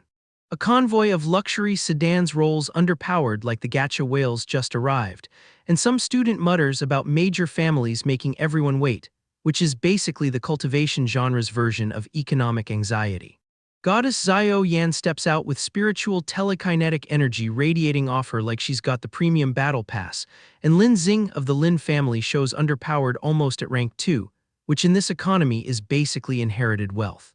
Barbarian god Wang Tianchuo arrives in a black tank top like he's already mid-workout, and the city lord's sun energy is so potent I can smell the nepotism through the panel. Su Hong sizes underpowered the three top geniuses of Star City with the expression of a speedrunner who's already seen the any percent route, while some unseen audience member challenges their genius credentials like a Twitch chat during a casual stream. The examiner stands before the crowd and explains they've embedded tokens inside ferocious beasts, which is the most sadistic loot box mechanic I've ever seen in a training arc. The students look stressed and confused like they just read the patch notes and realize their main got nerfed, while Su Hong smiles faintly because he's already calculated the optimal farming route. One student says he'll kill more beasts and earn martial points, another worries about encountering something beyond his level, and the examiner basically says tough luck, consider it a skill issue. Someone complains it's not fair, and the older man hits them with the line that this world isn't a game of house, which is genuinely the most honest thing anyone's said in this genre since ever. Another voice adds that after 10 years of cultivating, getting swatted by a powerhouse is just Tuesday, and the group starts walking into the forest with the enthusiasm of people who have accepted the difficulty spike. The suit guy tells anyone scared to quit now and save point them time, calls the hesitant ones trash, and points with the confidence of someone whose save point file is already backed underpowered. Su Hong's eyes glow red and he hits the suit guy with electrical energy so fast the man doesn't even get to finish his trash talk, which is what we in the industry call a skill gap. Our boy observes that the training camp really is ruthless, and they're actually encouraging students to fight each other, which means player versus player is enabled, and the tutorial zone just became a battle royale. Some hooded figure with white hair wonders if fighting these guys would earn heaps of martial points, and the examiner says enough talking, the exam begins now, everyone get out. The device beeps, soldiers charge forward shouting like they're late for the raid, and blurry figures start running with the desperate energy of people who skip the tutorial and immediately regret it. Su Hong walks through the forest alone while everyone else sprints past him, and some guy immediately starts chasing another shouting about sending him packing right now, which is how you know the player versus player mentality kicked in before the loading screen finished. Two figures run through the forest trading threats like they're speedrunning the rivalry arc, and one dude with glowing fists shouts you're dead meat with the conviction of someone who's about to learn about power scaling the hard way. Theo unleashes a blue energy blast from his fist, another man throws a punch that creates a shockwave, and two suits clash with bright energy beams in the most expensive-looking tutorial zone I've ever seen. Red impact effects fill the screen, a lone figure stands on a broken tree branch, and some suit lunges forward with a glowing blue attack that probably cost more in energy than the entire forest's render budget. Su Hong stands there with a spear looking thoughtful, calculating that even if he beat these guys he wouldn't get many martial points, which is the most optimizer brain thing he's done since Chapter 1. Some rich kid walks away calling everyone paupers and saying training hard is useless, and Su Hong thinks he shouldn't let these free martial points go to waste, which is how you know the class warfare arc just became a farming opportunity. An older man smirks with menace. Two guys struggle against each other while holding hands in the most awkward combat pose, and Su Hong steps forward with his wooden club saying, "Come play with me instead." The rich kid turns around asking what level Su Hong is, daring to break underpower to fight, and our boy just stands there with his wooden pole like he's about to demonstrate why gear score doesn't matter when the player's skill gap is this wide. Su Hong stands defensively between two other young men, and the rich kid lunges forward screaming about looking down on him, which is the fastest way to find out our protagonist has been away from keyboard farming since before this exam existed. A blue fist punches forward with debris flying everywhere. Su Hong's eyes glow red as he lunges with speed blur, and the rich kid's face goes from confident to ugh in exactly one panel, which is a new record even for this series. Two suits keep fighting in the background like they didn't just witness a live demonstration of the tier list getting rewritten, and one guy looks down at his defeated opponent with the shock of someone who just checked the damage logs. A man in green lunges with incredible speed, an older swordsman grips his weapon saying your turn, and somewhere else a person sits cross-legged looking at their hands like they're checking if the patch notes updated mid-fight. Two men stand in the forest looking intently, then one admits he shouldn't have mocked the other because he's strong too, and they walk off arm in arm like the fight never happened, which is the most emotionally mature thing I've seen in this genre since never. More figures walk through sun-dappled forests. Su Hong unleashes a blue energy attack with his sword, then sprints forward with a golden spear leaving motion lines everywhere, and those striking blue eyes look forward with the intensity of someone who's already thinking 3 encounters ahead. Giant tusked boars with glowing red eyes charge down a rocky slope, and someone complains about another initial first-order boar like they're disappointed with the drop rates, which is exactly the kind of gamer brain rot this series encourages. The boars snort aggressively, a warrior silhouette faces them with a spear, and then a close underpowered of intense eye meets boar getting struck by golden energy blast with the word echoes, which is either a sound effect or the universe commenting on how repetitive this grind is. Su Hong stands in the forest as a boar charges with yellow energy. A shadowy, monstrous figure lunges from behind, and then our boy looks surprised because the system notification says he only got 9 martial values for defeating a martial artist when he used to get dozens. Three holographic panels pop underpowered showing martial values +7, +6, +10, and our boy thinks whatever, he needs to hurry underpowered and find a token, which is the most relatable thing he's said since the series started because we've all been there with the side quest fatigue. Suhong lunges forward with a knife, wipes his hands with a cloth like he's cleaning underpowered after a casual Tuesday, and sword strikes echo through the dense forest with the rhythm of someone who's found their farming loop and is not planning to deviate. A man falls through the forest holding a spear. Su Hong reflects that he used to run into a dozen low-level beasts, but now the spawn rate feels nerfed. And then a monstrous black tiger with glowing red eyes lunges forward like the difficulty slider just got adjusted.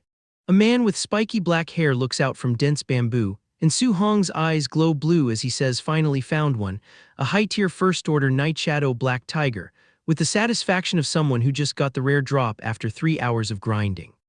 A hand glows with blue energy. Su Hong lunges forward with a glowing blue finger aimed down, and the technique name Odd Piercing Finger appears as a beam of energy erupts from the tiger's chest in a massive explosion that probably voided the warranty on this forest. The monstrous beast roars with blood splattering from its mouth.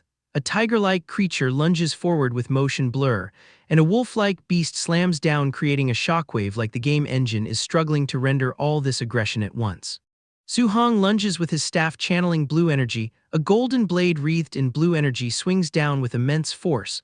A warrior in blue armor creates a powerful energy wave, and our boy strikes down the monstrous tiger with glowing red eyes using his spear. The system pops underpowered martial values +35. Su Hong kneels over the defeated black tiger with golden stripes, and then he holds underpowered a bloody training token with a surprised and slightly disgusted expression, because of course it was inside the high-tier beast's stomach. A horde of charging boars gets juxtaposed with a snarling tiger, and Su Hong realizes the deeper he goes the higher the beast rank but the lower the quantity, which is basic spawn logic that he's only now articulating because the grind finally forced him to pay attention.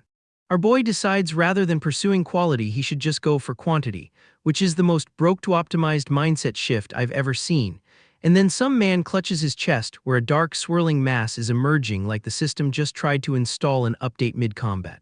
Su Hong walks through the forest unaware of a monstrous creature lurking in the foreground.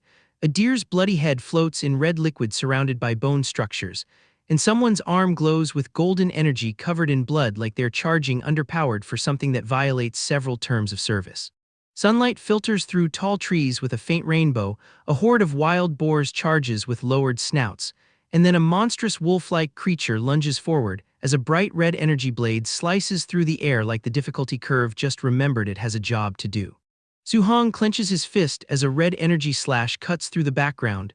Someone in blue clothes violently stabs another person with blood splattering everywhere, and our boy looks intensely forward as red energy streaks across the panel because apparently we're doing horror now. A man with spiky black hair surrounded by orange flames says he finally found a middle-tier one after killing dozens of first-order beasts. Su Hong leaps forward with a punch that creates a blinding explosion, and a monstrous creature roars with its mouth wide open revealing rows of sharp teeth. Another monstrous beast roars with saliva dripping from its jaws. Red onomatopoeia floats above a dark tunnel structure, and Su Hong lunges forward surrounded by golden aura with his fist extended like he's about to speed run this encounter before the cutscene finishes loading. A glowing red energy slash cuts through the air narrowly missing a fallen figure. Su Hong unleashes a powerful glowing punch that shatters the ground beneath him, and someone falls from above with a red glow emanating from their eye like the system just flagged them for suspicious activity. A tree trunk gets struck with immense force scattering leaves. Su Hong stands in the forest with his pole weapon looking determined, and someone walks forward with white and blue sneakers while a golden weapon is visible because even the footwear is getting screen time now. Birds fly over a vast mountain landscape. Something blurs fast through the forest with light rays, and Su Hong looks to the side surprised asking what was that noise, which is the first time he's sounded like a normal person since the series started. A massive golden-winged beast soars through the sky. A colossal golden-feathered bird descends from above a dense forest with ominous glowing eyes, and a lone man with a spear stands ready below like he's about to find out the raid boss spawned early. A giant fiery phoenix-like bird screeches with glowing claws and wings spread wide. A young man with glasses looks terrified saying the Beast King's power is terrifying, and Su Hong grips his golden spear with legs bent preparing to strike, because apparently we're doing this now. Su Hong stands there gripping that golden spear, and I need you to understand something. This man has been grinding initial first-order bores for martial values like they're going out of stock. He just watched a beast king descend from the sky like the final patch note nobody read, and he's still preparing to engage. If you've ever been so overleveled for the tutorial that the game accidentally spawned the end-game boss early and you thought finally, some content, drop unranked in the comments. I'll wait. The Beast King's power is terrifying, the glasses guy said, and he's not wrong, but what he doesn't know is that Su Hong broke the tutorial before it loaded, and the system has been trying to catch underpowered ever since. Qin Tianli shows underpowered to the Golden Rock Beast King's crib like he's collecting overdue rent, announcing himself as a rank 7 Grandmaster with the energy of a man who has never been told no. The Bird King is not leasing, not subletting, not interested. Qin Tianli's counteroffer is violence until terms are accepted, classic cultivation negotiation tactics. What follows is basically a fireworks display with property damage. Golden feathers, golden explosions, golden ego, everything's gold except the rock's patience, which has fully depreciated. Qin Tianli repeats his name and rank like he's reading from a business card that also functions as a death warrant. The rock finally evacuates, presumably to write a strongly worded review. Cut to some random student with glasses having a spiritual awakening about how strong humans can get. Sir, you are in the wrong genre for that level of innocence. Lin Zi and Bai Mu show underpowered to suck underpowered to Grandmaster Qin with the enthusiasm of linked-in connections at a networking event. Rank 5 martial artists formally dressed, fully prepared to witness greatness from a safe distance. The monitoring room reveals the real show, students fighting beasts while the grown-ups take notes. One kid apparently has the barbarian god body, which sounds like a gym membership tier I cannot afford. Grandmaster Qin spots someone dodging his pressure coverage like they're running a VPN on school Wi-Fi. The man's impressed, which in this universe means either promotion or execution.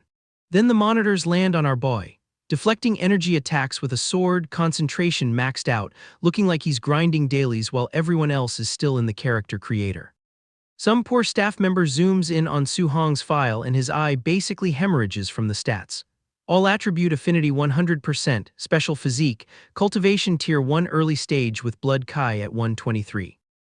Qin Tianli processes this information and immediately upgrades his assessment from once in a century to rare encounter in a millennium.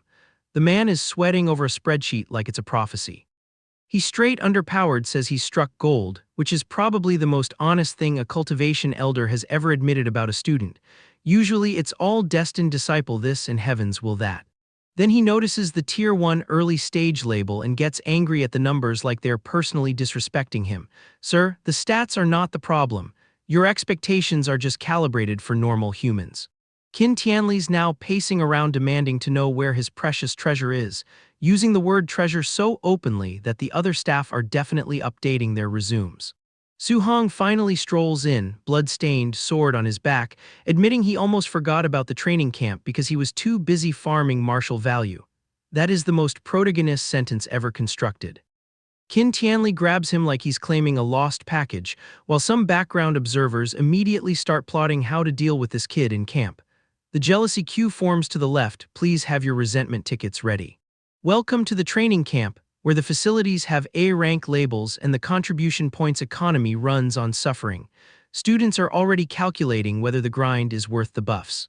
The camp director explains the system with the smugness of a gacha game tutorial. Past training subjects earn contribution points, unlock facilities. Outstanding performance gets extra rewards, which is corporate speak for we're watching who breaks first. Su Hong checks his interface. 354 martial value, 2 guiding techniques at level 3, and a plan to max out his mortal body. The man is minutes maxing in a single room while others are still reading the terms of service. He spends the points, the overlord body activates, and suddenly he's gripping C-grade alloy like it's aluminum foil. The system notification calls it the strongest physique in the world with absolutely no humility whatsoever. Su Hong panics about his spear breaking until he remembers he looted it for free in the wilderness. The man's financial anxiety is fighting his loot goblin instincts and losing badly. Cut to Wang Tianchuo, the barbarian god body guy, casually handling 3,000 kilograms and calling it a bit light. The onlookers are doing mental math, their spinal columns are doing sympathy pain. The camp staff watch Wang Tianchuo's performance and immediately pivot to scheming about Su Hong. Can't be direct, can't be fair, gotta make him give underpowered on his own. This is middle management villainy at its finest. The order comes down, assign a high-rank first-tier martial artist to crush Su Hong. Not test him, not evaluate him, crush him. Someone's ego got bruised by a stat sheet and now it's personal. Next morning, the weight room. Vests ranging from 1,500 kilograms to 10 tons of super heavy alloy. Students are picking their loads like they're choosing difficulty settings before a boss fight. Su Hong throws on a tactical vest, 5 tons hidden under a hoodie like it's casual Friday. The man is walking around with the weight of a small truck and the expression of someone who forgot their coffee. Wang Tianchuo enters the gravity room without removing his 3-ton vest because apparently subtlety is not a barbarian god body feature. Su Hong watches this and recalibrates his understanding of strong. Other students watch Su Hong head for the gravity room and immediately start the betting pool on his failure. No vest visible, probably weak, definitely foolish. The observation skills are not matching the confidence. Su Hong calculates 5 tons at double gravity, realizes that's 10 tons, adjusts to 1.5 like he's optimizing a spreadsheet. The gravity room hits and he's immediately feeling the weight of his own decisions. Observers call him weak, hilarious, the tail ender. Meanwhile, he's inside cultivating faster than anyone because the expensive gravity room actually works. The haters are providing free motivation and don't even know it. Su Hong exits exhausted, gets mocked for being out already, while some guy brags he could sleep in there. The gap between perception and reality is wide enough to park Wang Tianchuo's ego in. Next facility, A-rank movement technique called Flying Swan Startling Cloud Steps, which sounds like a prog rock album but apparently lets you airwalk like you're hacking the physics engine. Lin Xinghe sets the difficulty to maximum level 10 because of course he does. The holographic instructor moves faster than eye tracking, throws flower petals for style, and Su Hong is immediately taking notes like this is a speed run tutorial. Other students laugh at Su Hong for trying to learn an A-rank technique in real time. The laughter ages poorly when he starts matching the hologram move for move, percentages climbing like a crypto chart in 2021. 30%, 69%, 93%, the system is practically begging him to slow down. Entry-level mastery achieved, first A-rank movement technique unlocked, and he did it while everyone was still loading. Su Hong celebrates internally, then remembers Lin Xinghe's movements were embarrassingly flamboyant. The technique is his now, but the aesthetic damage might be permanent. Every power comes with a price. He exits the simulation and everyone is staring. Someone took photos. Su Hong realizes with horror that he was striking those poses in physical reality, not just virtual space. The cringe is transcendental.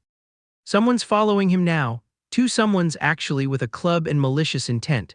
Su Hong's spider sense is tingling, or maybe that's just the residual embarrassment from the flamboyant poses. Cut to the beast room, where a woman wants to know who's truly number 1 in camp. Wang Tianchuo flexes his barbarian god body, she reveals she's a spirit reader, and Su Hong realizes he's about to witness a pay-per-view event for free. The spirit reader floats in midair because walking is for peasants. She kills 3 high-level rank 1 black tigers in an instant, and Su Hong's taking notes again like this is a masterclass he can torrent later. She's walking on air, using telekinesis, controlling enemies with spirit power, basically playing a different game than everyone else. Su Hong's eyes are glowing with the light of someone who just found a new skill tree to max. The spirit reader binds a 3-eyed wolf monster, dodges golden energy beams, and finishes with a sword swing that leaves blood splatter as punctuation. The combat is cinematic, generous, and completely unfair to conventional martial artists. Su Hong processes what he just saw, walking on air, telekinesis, enemy control, giant spirit weapons.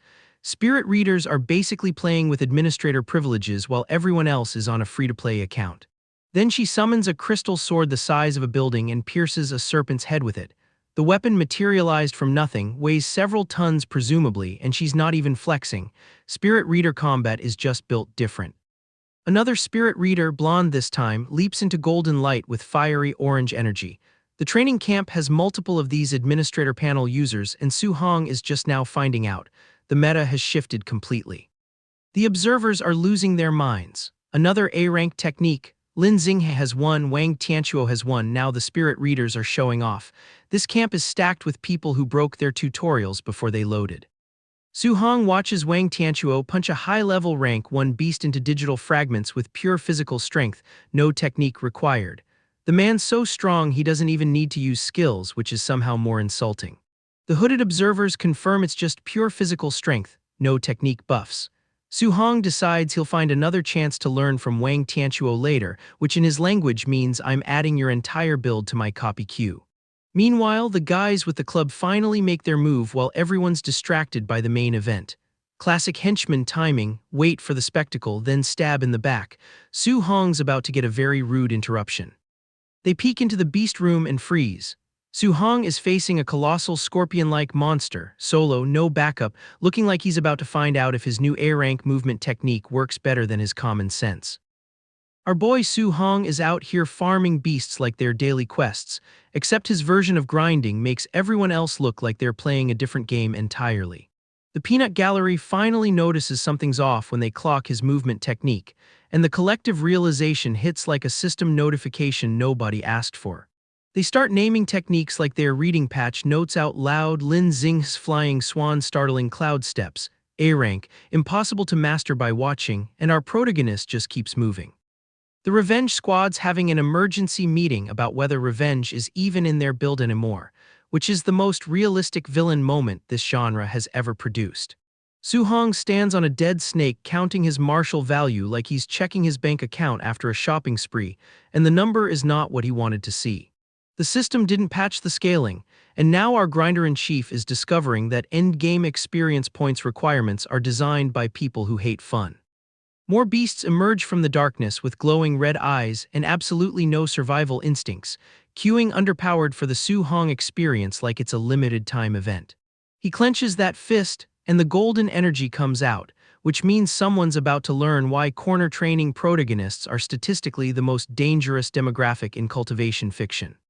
Meanwhile, some absolute menace with glowing blue eyes is out here demanding martial value at spearpoint, running the most aggressive player versus player build this training camp has seen. 1 hour later and the atrium looks like a crime scene. Su Hong's exhausted even with the overlord body running passive skill regeneration, and he's still short on points because the grind never ends. 735 martial value needed, 400 from beasts, 300 from the weighted vest, and the math is doing that thing where it almost works but not quite. He hits the exchange shop and discovers A-rank skills cost 2,000 points minimum, which is the game's way of telling you to touch grass, except the grass is also behind a paywall. But the Tier 4 Spirit Focusing Pill catches his eye, 500 points for mental power boost, and Su Hong pulls the trigger like he's speedrunning the intelligence stat. The shopkeeper's face when she sees 700 contribution points is doing heavy lifting, because nobody expects the corner kid to have main character economy. He also asks about alloy spears with lightning and fire attributes, which is either weapon shopping or foreshadowing, and in this genre those are the same thing. 25.5 martial value away from the spirit reader threshold, 1 pill, 1 dream, and the most optimistic face we've seen on this man since the tutorial zone.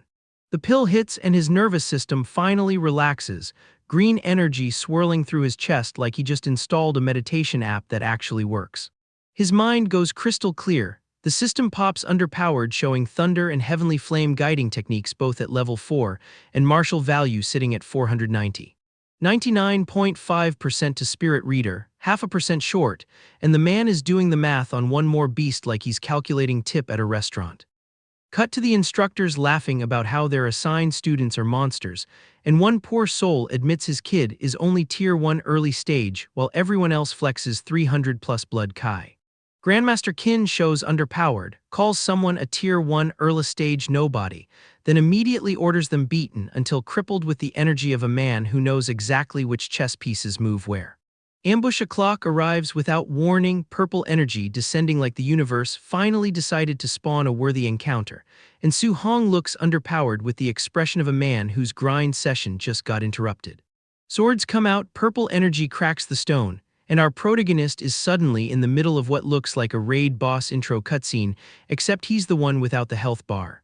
Bu Jingfeng charges in with that distinctive haircut and the confidence of a man who thinks he's the final boss, screaming about luck like it's a debuff he can apply. Su Hong sees him coming and his brain does the thing, the exact thing, the "you're exactly what I need" thing that every protagonist says right before discovering a new mechanic. They clash, purple versus purple, and Bu Jingfeng strains with effort while confirming his high-tier status like he's reading his own character's sheet out loud for the audience. Then the strength hits different. The "wait, this isn't right" moment every antagonist gets right before the tutorial ends, and Bu Jingfeng's confidence starts doing that thing where it evaporates. Overpower comes out, red energy screams across the panel, and Bu Jingfeng is suddenly experiencing what it feels like to be the tutorial mob in someone else's origin story. The observer asks if this kid's a monster, which is technically accurate but misses the genre, and Su Hong notes it's his first time seeing a fire attribute martial art like he's collecting achievements. Lightning meets fire in the most illegal elemental combination this side of the cultivation genre, and the panel goes white with the kind of energy that makes readers check if their screen's broken.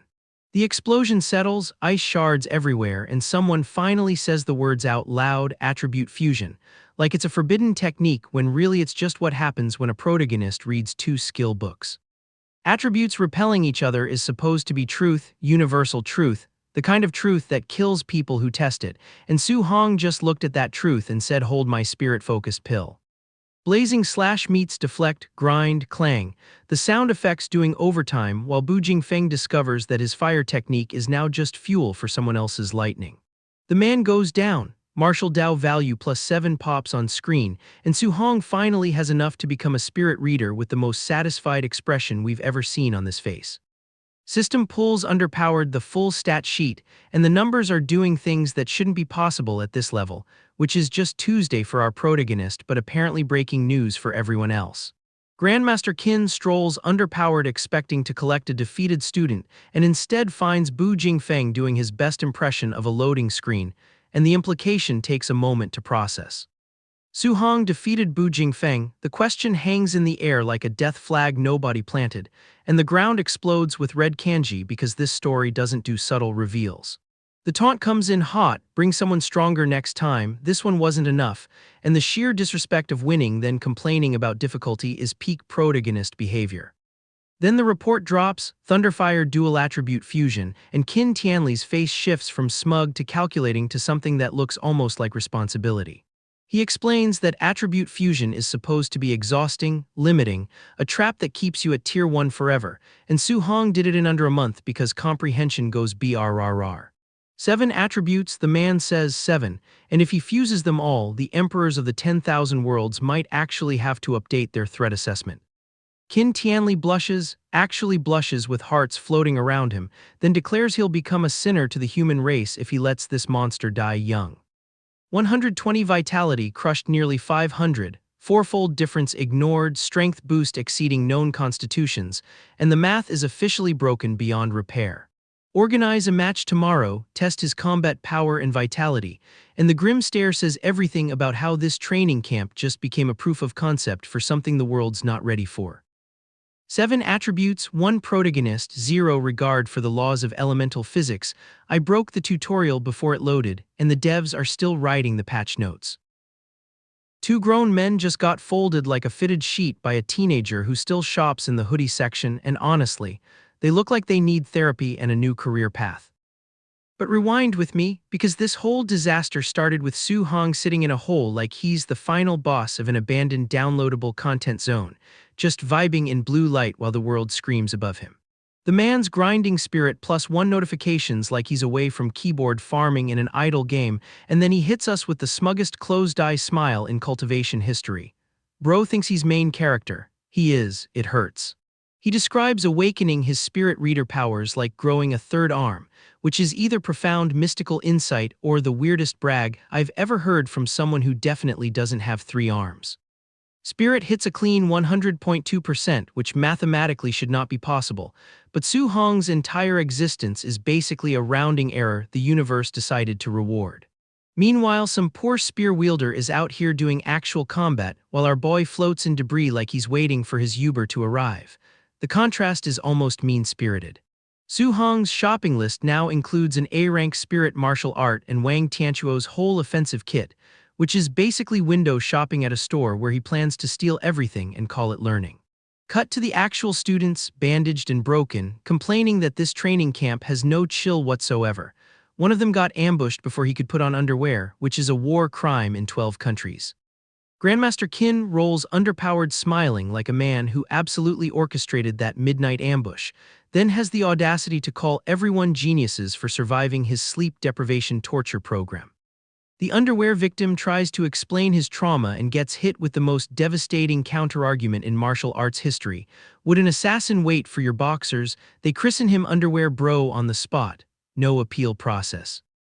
Qin announces a comprehensive test with real combat rankings and contribution point rewards, and the whole camp suddenly transforms from sleep-deprived survivors into ranked Q demons who would sell their kidneys for top 10. Su Hong's already calculating the first-place reward like he's reading patch notes before the update drops. This man does not see competition. He sees a shopping list with extra steps. They roll out this spider-looking combat monitor in a warehouse, and suddenly we're in a mecha anime now.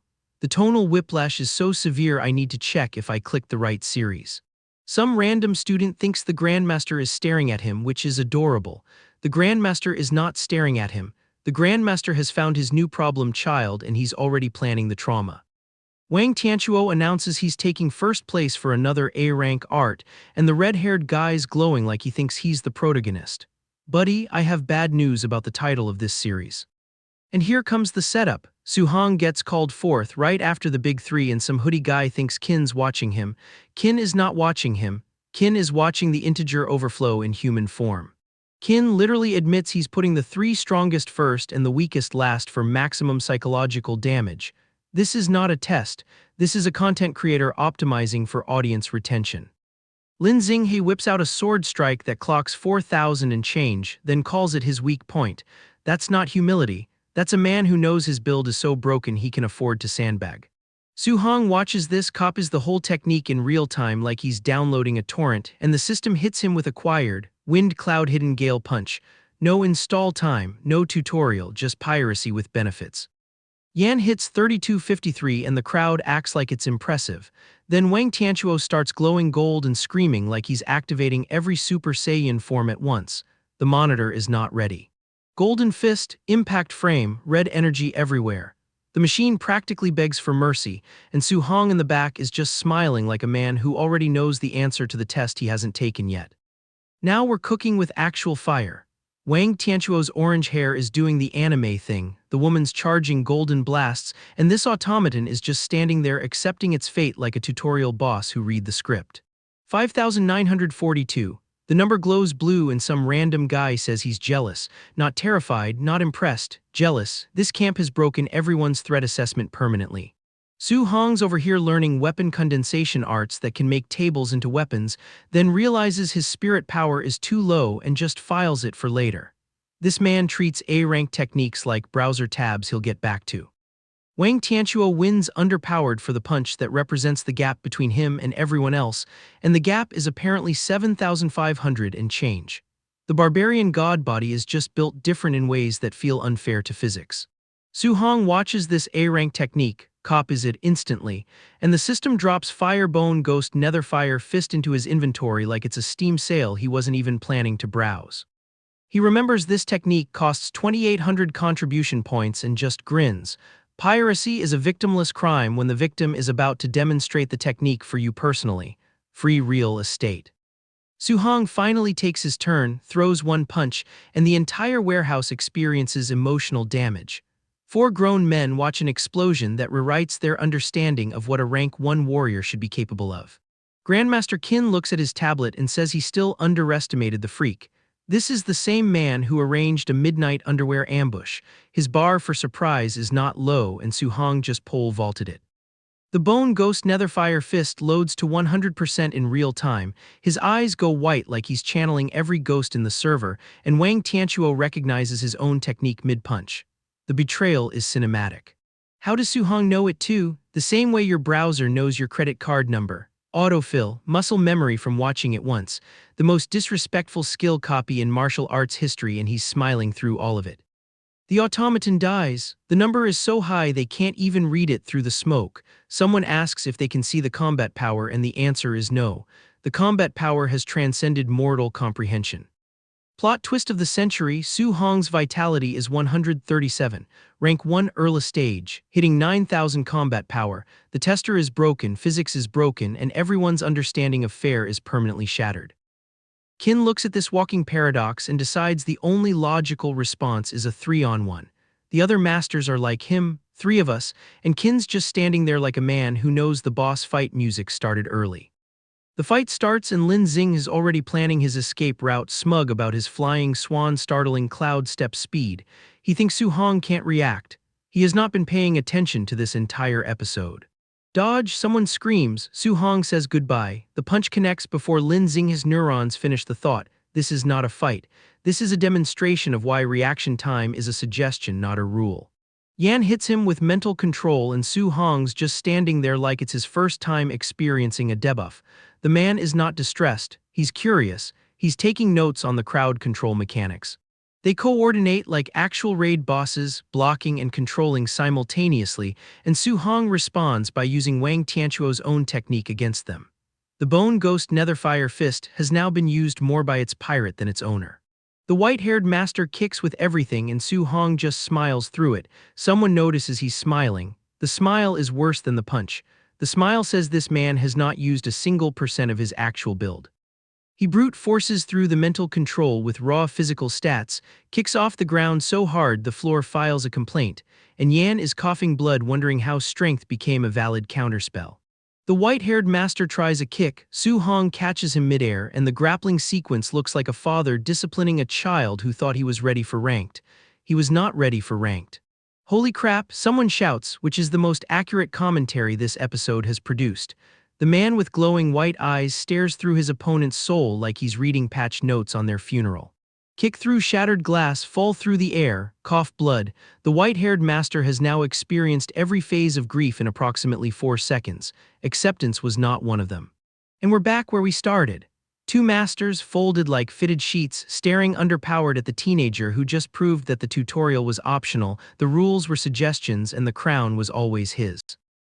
Grandmaster Qin asks if anyone else wants to challenge Su Hong, and the silence is so loud you can hear everyone's fight-or-flight response activating simultaneously. No one moves, no one breathes, smart. One guy surrenders before he even gets called underpowered, and Qin declares Su Hong the undisputed #1 with an A-rank technique as reward. The man who copies A-rank arts for free is now getting them legally. Overkill.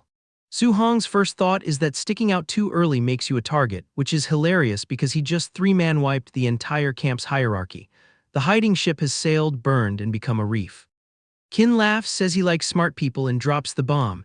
This whole combat trial was specifically arranged for Su Hong. The midnight ambush, the rankings, the underwear trauma, all a personalized tutorial for a man who skipped the tutorial. Qin offers to cover for him, asks what techniques he knows, and Su Hong lists 3 A-rank arts he definitely did not purchase. Qin's face does the math, realizes the piracy, and decides he's too talented to arrest. Main character privileges activate. Grandmaster Qin personally escorted our boy to the technique vault, which in cultivation terms is basically taking your Uber Black to the gacha banner and saying pull until you get the featured unit. First showcase, Flame Cage, A-rank fire prison for your enemies. The old man demonstrates by conjuring golden flames that look expensive enough to void the warranty on reality itself. He whips out a light blade, explains the instant kill potential, and Su Hong watches with the emotional investment of someone reading patch notes for a class he already knows is broken. System notification pops. Acquired Fire Flame Cage. The old man hasn't even finished his sales pitch and Su Hong's already got it equipped. This is not a student, this is a black hole with a hoodie. Grandmaster Qin pivots to defense because apparently offense and movement weren't enough. He's building a loadout. This man is minutes-maxing our protagonist like he's theory-crafting a raid composition. Thick earth armor, A-rank, condenses spiritual energy into basically a geology textbook that punches back. Su Hong's already calculating the synergy before the description finishes rendering. Then comes the physique question. Su Hong drops Overlord body like it's a preset he found in the character creator, and the old man's brain visibly blue screens. Heavens, once in a millennium Overlord body. The man starts throwing A-rank cards at him like he's a slot machine that finally hit jackpot and doesn't know how to process the payout. Plot twist, Su Hong invented the name himself. He made underpowered a physique on the spot, and this grandmaster is now treating it like canonical lore. This is social engineering with extra steps. The old man recovers by citing actual evidence. Su Hong blocked Wang Tianchuo's full-power punch while supposedly first-rank early stage. He's never seen power this dense on someone still in the tutorial zone. Phone call interrupts.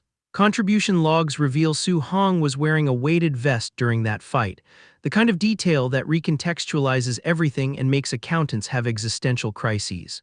Su Hong confirms took it off wouldn't earn contribution points. He's been running a handicap strat for farming efficiency. This is not training, this is speedrun category, weighted vest any percent. Grandmaster Qin tells himself to calm down, calls the kid a monster, clutches his chest like his heart rate just hit the kind of numbers that require medical intervention. We've all been there. Different context, same physiology. The manager offers to hold the vest, gets it handed to her, and immediately understands gravity on a personal level. A bit heavy is the understatement of this cultivation era. 5 tons, the floor cracks. A second-rank martial artist, a dignified manager of the martial arts pavilion, just got humbled by laundry with gravitational properties. Grandmaster Qin's response to this information, another A-rank technique. His coping mechanism is just escalating the loot drops until the math makes sense again. The catch, he has to trick another Grandmaster's student into giving underpowered their technique. We're doing player versus player now, but the win condition is social engineering. Su Hong's about to speed run negotiation. System dings again, thick earth armor acquired. Our boy's technique bar is filling faster than the old man can explain them. This is not learning, this is inventory management with dialogue boxes. Cut to Lin Chunfeng, green hair, wood attribute, failing his control technique with the kind of frustration that only happens when you know you're talented but the timing hasn't clicked yet. His grandmaster brags that his student isn't trash anyone can challenge. The dramatic irony is so thick you could condense it into Earth's spiritual energy and make armor from it. The two grandmasters meet in a snowy mountain arena that screams we budgeted for this set piece. Old Jiang demands to see this supposed genius Qin's been hyping. Grandmaster Qin Tianli gets introduced with the kind of ceremony usually reserved for season pass reveals. The crowd greets him. Su Hong greets everyone back with exactly 2 words of social battery. Rank reveal Tier 1 early. The crowd's collective brain does the math. Tier 2 versus Tier 1 early is not a duel, that's a cutscene where the boss accidentally one-shots the non-player character. Lin Chunfeng's internal monologue is pure panic. How do I make this look competitive when I'm supposed to win? He's not preparing to fight, he's preparing to act. Method acting, specifically the getting beaten method. Grandmaster Jiang sweetens the pot. Win and you get another A-rank technique. Su Hong's motivation just became collect them all. We're doing Pokemon with martial arts now. Lin Chunfeng asks about the spear. Su Hong says he doesn't need it. The green-haired man's relief is visible. He thinks this is going to be easy. He has not read the patch notes. Fight starts. Lin Chunfeng lunges with sword drawn, green aura flaring, every visual cue screaming I am the rival character. Su Hong is still calculating whether this counts as contribution points. Su Hong kicks. The kick is not a technique, the kick is punctuation. Lin Chunfeng recognizes an A-rank wind movement technique. His grin says interesting, his survival instincts have not yet updated to the current threat model. Wood prison deploys, control-type technique, vines everywhere. Su Hong dodges once, twice, 3 times, and the vines are doing more work than Lin Chunfeng's entire build. Su Hong punches back. The punch speed makes Lin Chunfeng's eyes go wide. His punch is too fast is the last thought you have before the respawn screen loads. Blue energy erupts, Su Hong's aura shifts. Lin Chunfeng blocks, strains, and the realization hits. This is not a rank 1 beginner. This is a final boss doing a low-level disguise run. Crowd commentary catches underpowered. A-rank defensive technique used by a rank 2 martial artist. His strength might be greater than a ferocious beast. The peanut gallery is finally reading the same patch notes we are. Lin Chunfeng pulls out his own A-rank movement technique. You aren't the only one, he shouts, and the desperation is audible. This is not a flex. This is a Hail Mary with better animation. Green energy blast versus Su Hong's dodge. The afterimage is still resolving when the real attack connects. Speed is not just a stat here, speed is the entire argument. Flame cage, golden fire erupts from nowhere. Lin Chunfeng is inside before he processes the casting animation. The control technique he couldn't master is being used to trap him by a fire attribute user who shouldn't exist. His face goes from confident to afraid to I need to check my character sheet because the elements don't match. Fire attribute, wind movement, earth armor, this build has no respect for specialization. Grandmaster Jiang screams about flame cage at rank 1. His student mastered control techniques in the time it took most people to read the manual. The too absurd is left hanging because where do you even finish that sentence? Old Jiang questions the fire attribute. His student is wind. Su Hong is holding white flame like it's a standard equipment drop. The system didn't just break the tutorial, it broke the elemental chart. Lin Chunfeng, still trapped, realizes Su Hong is maintaining the cage and attacking simultaneously. That's something even rank 3 martial artists find difficult. Su Hong says bingo like he's confirming a grocery list item. Sword meets fist, fire meets wood.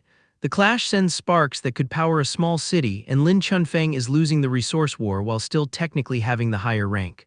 Wood evasion triggers, healing recovery activates. Lin Chunfeng's special constitution is doing overtime and Su Hong's response is to throw more. The negotiation tactic is overwhelming force, it is working. The damage output exceeds the healing input. Lin Chunfeng's too much is the exact moment every tank main learns that mitigation has a ceiling. The ceiling is on fire. Final exchange, blood, impact, the kind of hit that makes you check if your own ribs are still structurally sound. Lin Chunfeng is learning about damage scaling in real time. Wood spirit body, special constitution, strong recovery power. Su Hong sees this, processes it, and decides the solution is volume, more punches, more fire, more until the regeneration budget runs out. Lin Chunfeng shouts that first-tier endurance can't surpass second-tier. He's betting on stamina math. Su Hong is betting on the math being wrong, the math is wrong. Counterattack declaration, Lin Chunfeng goes all in. Green energy, spiked hair, rage eyes, the full shonen transformation package. Su Hong waits. Su Hong has seen this cutscene before, he skipped it. The green-haired man throws everything. The ground shatters. The air screams. Su Hong is not there when the attack lands. He is somewhere else, charging something that makes the previous attacks look like warm-up animations. Yellow energy, golden lightning. The fist comes forward and the frame rate of reality drops trying to render it. This is not a technique. This is attribute fusion, and nobody told the elements they were allowed to date. The punch connects. Lin Chunfeng falls. The arena goes quiet in that specific way that means everyone is updating their mental tier lists and finding them insufficient. Standing figure, prone figure, crowd in shock. Someone says the punch power was almost S-rank. My God is the complete sentence. Theology is now involved in the power scaling discussion. Old Jiang asks what kind of monster Qin brought. The answer is attribute fusion, and the old man's shock has actual lightning effects around it now. His aura is malfunctioning from information overload. Qin drops the full build, 100% compatibility with all 7 attributes, 7 guidance techniques practiced simultaneously. The other Grandmaster's brain does not blue screen, it factory resets. The payment, 1 A rank Thunder Spear technique plus Palm Lightning as the ultimate ability skill bonus. Su Hong just got paid for breaking the tutorial, and the compensation package includes lightning. Grandmaster Jiang's internal monologue finally catching underpowered, truly a freak. I've never seen someone like this in my life. Respect, fear, the dawning awareness that your entire ranking system needs a hotfix. Training montage begins. First form, River Flip. Second form, Sea Overturn. Third form, Sky Breaker.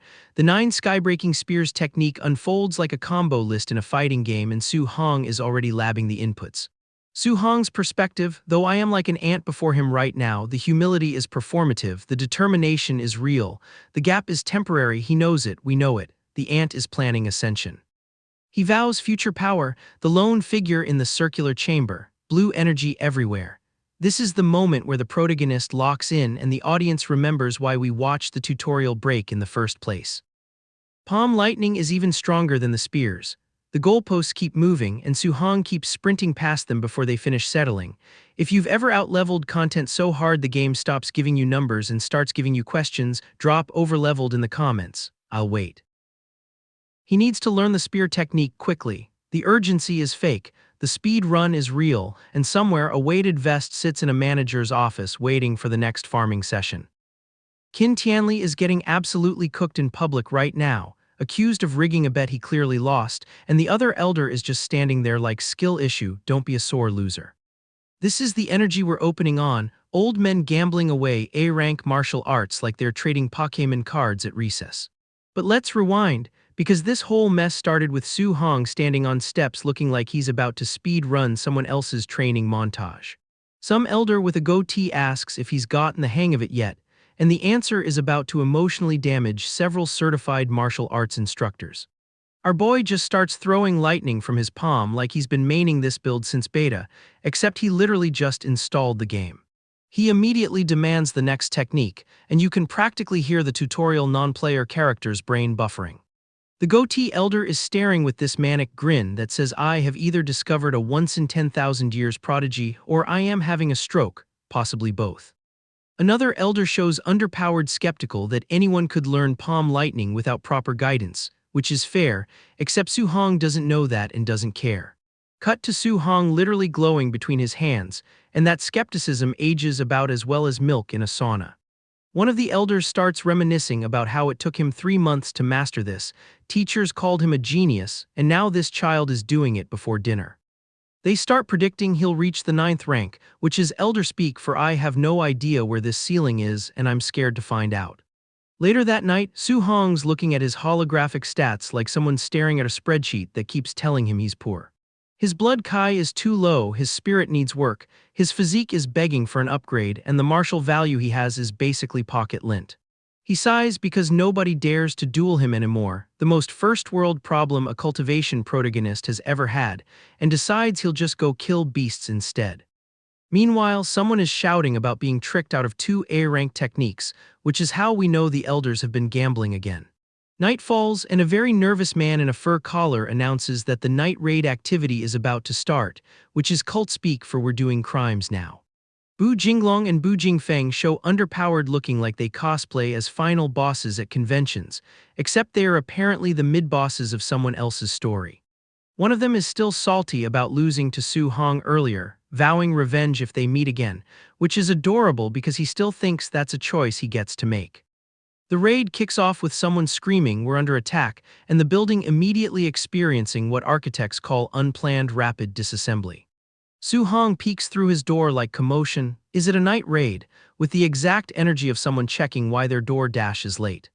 A dude in black lunges at him and gets punched so hard the panel puts a red kanji over his face like the manga itself is censoring his embarrassment. Su Hong, still in pajamas, points out he didn't even ask a question and isn't even a student here, which is the most polite why are you hitting me in shonen history. The attacker finally processes wait, night raid, like his brain just got the system notification 10 seconds late, which in combat is approximately a lifetime. Su Hong smiles, and that smile says I was hoping you'd say that in a language that makes grown men reconsider their career choices. The cultists start hitting each other, which is what happens when your raid group's communication is just attack the building with no further instructions. One of them realizes everyone here is high level and he can go all out, which is the last thought you have before discovering you're the lowest level in the room. First floor finished, second floor next, this man is speedrunning the raid while the actual raid group is still reading the strategy guide. The real fight breaks out between the actual threats, and Su Hong is just in the corner like he's waiting for his cue to pop in competitive. Green-haired kid with the wood spirit body is getting jumped by multiple attackers, and his recovery is so cracked they're basically fighting a respawn timer. Then this masked man drops come at me together like he's ordering at a buffet, and the energy in the room shifts from ambush to public service announcement. Vajra Fist. The words appear like a system notification from a game that knows you didn't read the tutorial, and the golden fist that follows makes sure you don't need to. The masked man with the glowing fist looks like he just discovered his opponent has administrator privileges, and he's a regular player with a cosmetic skin. He shouts what kind of power is this, which is rhetorical because the answer is yours but better, and learned in real time. Green-haired kid throws underpowered wood prison like he's planting a garden in self-defense, and the masked man just punches through it like bad customer service. Defeat, he shouts his own move name like he's submitting a bug report, and the punch that follows is the system closing his ticket.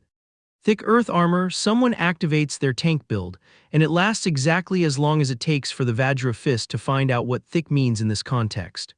Blood sprays, someone screams, and the Earth armor turns out to be about as thick as the plot armor of a side character in Chapter 1. The final punch lands with enough force to bury the green-haired kid in debris, and the system notification might as well read Achievement Unlocked, Collateral Damage. Martial values plus 140, the loot drops for someone who wasn't even in the party, and that's how you know the experience points share settings are broken. Martial values plus 75 for the green-haired kid who got folded participation trophy, but make it violent.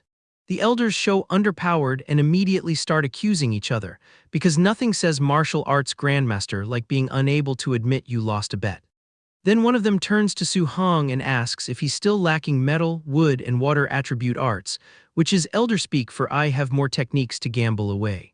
That smug grin says he's about to rig another bet, and Su Hong is about to collect another A-rank technique before breakfast. Wood strangle entry, metal sharpness entry.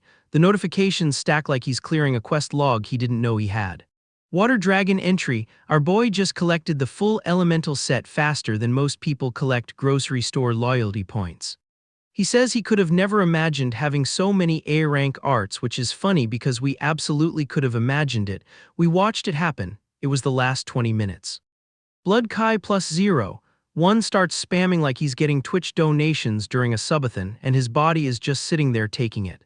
450 Blood Kai, 50 points from rank 2 breakthrough, and he's treating this like a mild inconvenience while the system is basically screaming level underpowered available. Now he's debating spirit versus overlord body with 100 martial values left, which is the cultivation equivalent of having $5 left on Steam and 2 games in your wishlist. The overlord body is apparently harder to level than his patience for other people's training speeds, so he shelves it like a game he'll get back to someday.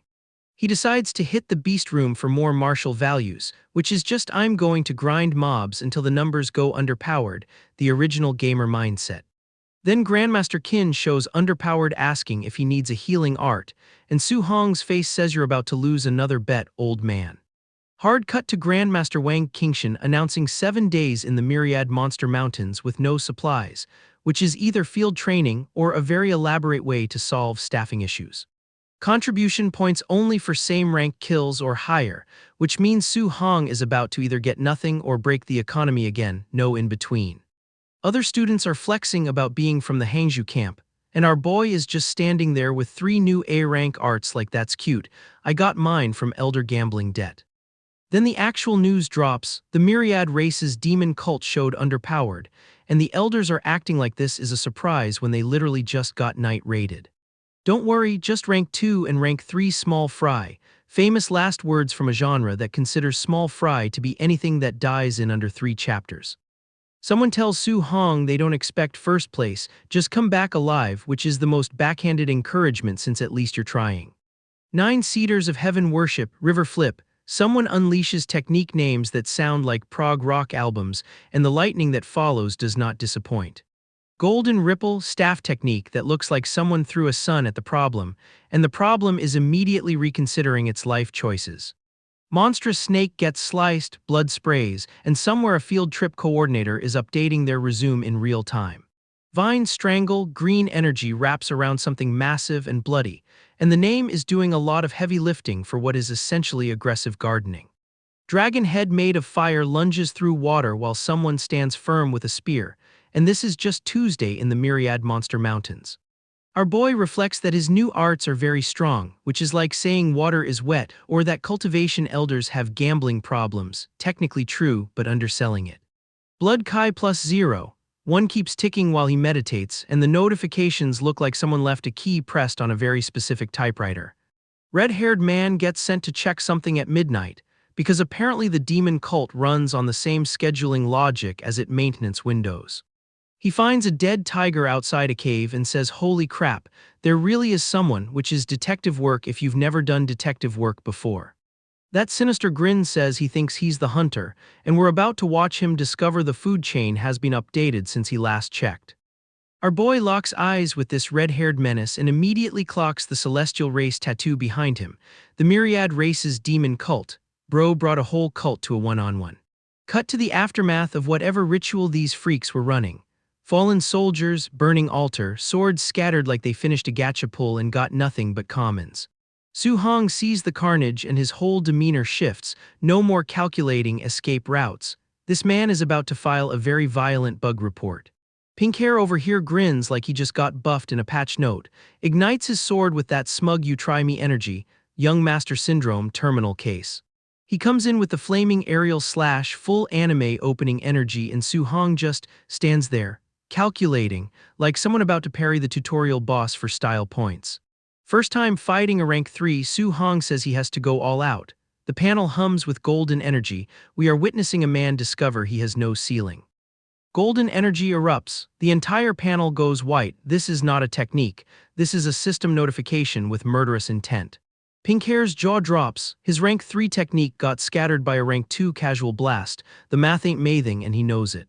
He's an entire level higher using an A rank technique and he's losing. This is like bringing a meta deck to casual and getting swept by someone using starter cards. And the real kicker, Su Hong's supposed to be water attribute. Now he's throwing lightning. The build is evolving mid-fight. This is live respec with no cooldown. Flash, golden thunder. The red-haired menace realizes he's not the protagonist of this encounter. He is the experience points. Su Hong shouts see treader and the technique name alone carries more weight than this man's entire martial career. Naming your attack is cringe unless you make it work. He makes it work. The enemy's own attack gets overwhelmed. Stronger than my Sky Sun slash, he admits. Bro, that was your finisher, that was your whole personality. I must retreat, he shouts, and Su Hong hits him with wood attribute restraint. Water, lightning, wood. This man is running 3 elements like he's trying to complete a set bonus. The cultist's final form reveals itself. Cracked magma skin, floating rocks, single eye. He didn't just run into a human genius, he ran into a complete monster. Feel the divine might of the celestial race, he roars. Su Hong punches through it. Divine might meet divine right. The transformation's incomplete. The body's rejecting the host. This is what happens when you install God mode cheats on hardware that can't handle the thermals. One punch, the possessed body launches like it got hit by a patch note nerf. Su Hong didn't even use a technique, that was just physics. Flame cage, Su Hong seals the deal with fire. 4 elements now, the build is complete, the achievement just popped. Piercing spear destruction, the name's longer than this fight's gonna last. Golden lightning, Japanese destruction kanji, the whole aesthetic package. Why you monster, the cultist stammers, and that's the last thing he says before the loot drops. Killed mutated celestial, martial values plus 212. Su Hong stands in the wreckage, worried, not about the fight, about the sacrifice they mentioned. Humans captured, the grind set pauses for no one but the hero complex activates. Hangzhou training camp, cut to the elders sipping tea like they didn't just send children to die. No need to worry about the demon cult, they say. Famous last words, elderly edition. 3 days later, Su Hong's been farming rank 3 beasts like their daily quests. Then she shows underpowered. Blue hair, wing tattoo, calling him little handsome guy. The disrespect is flirtatious. She swings that ice sword and Su Hong's eyes light underpowered. Not with fear, with martial value acquisition energy, occultist, my currency just delivered itself. Water dragon, he leads with her own element because psychological damage is also damage. The dragon forms in the sky like a flex animation. Perfect timing to ask about other outposts, he thinks. The man is speedrunning the interrogation quest before the main fight even ends. Optimization brain rot. Get over here, he lunges, and the Mortal Kombat reference is not accidental. This is how you handle someone who thought they were the ambush. Speak, where is the outpost? The staff demands answers.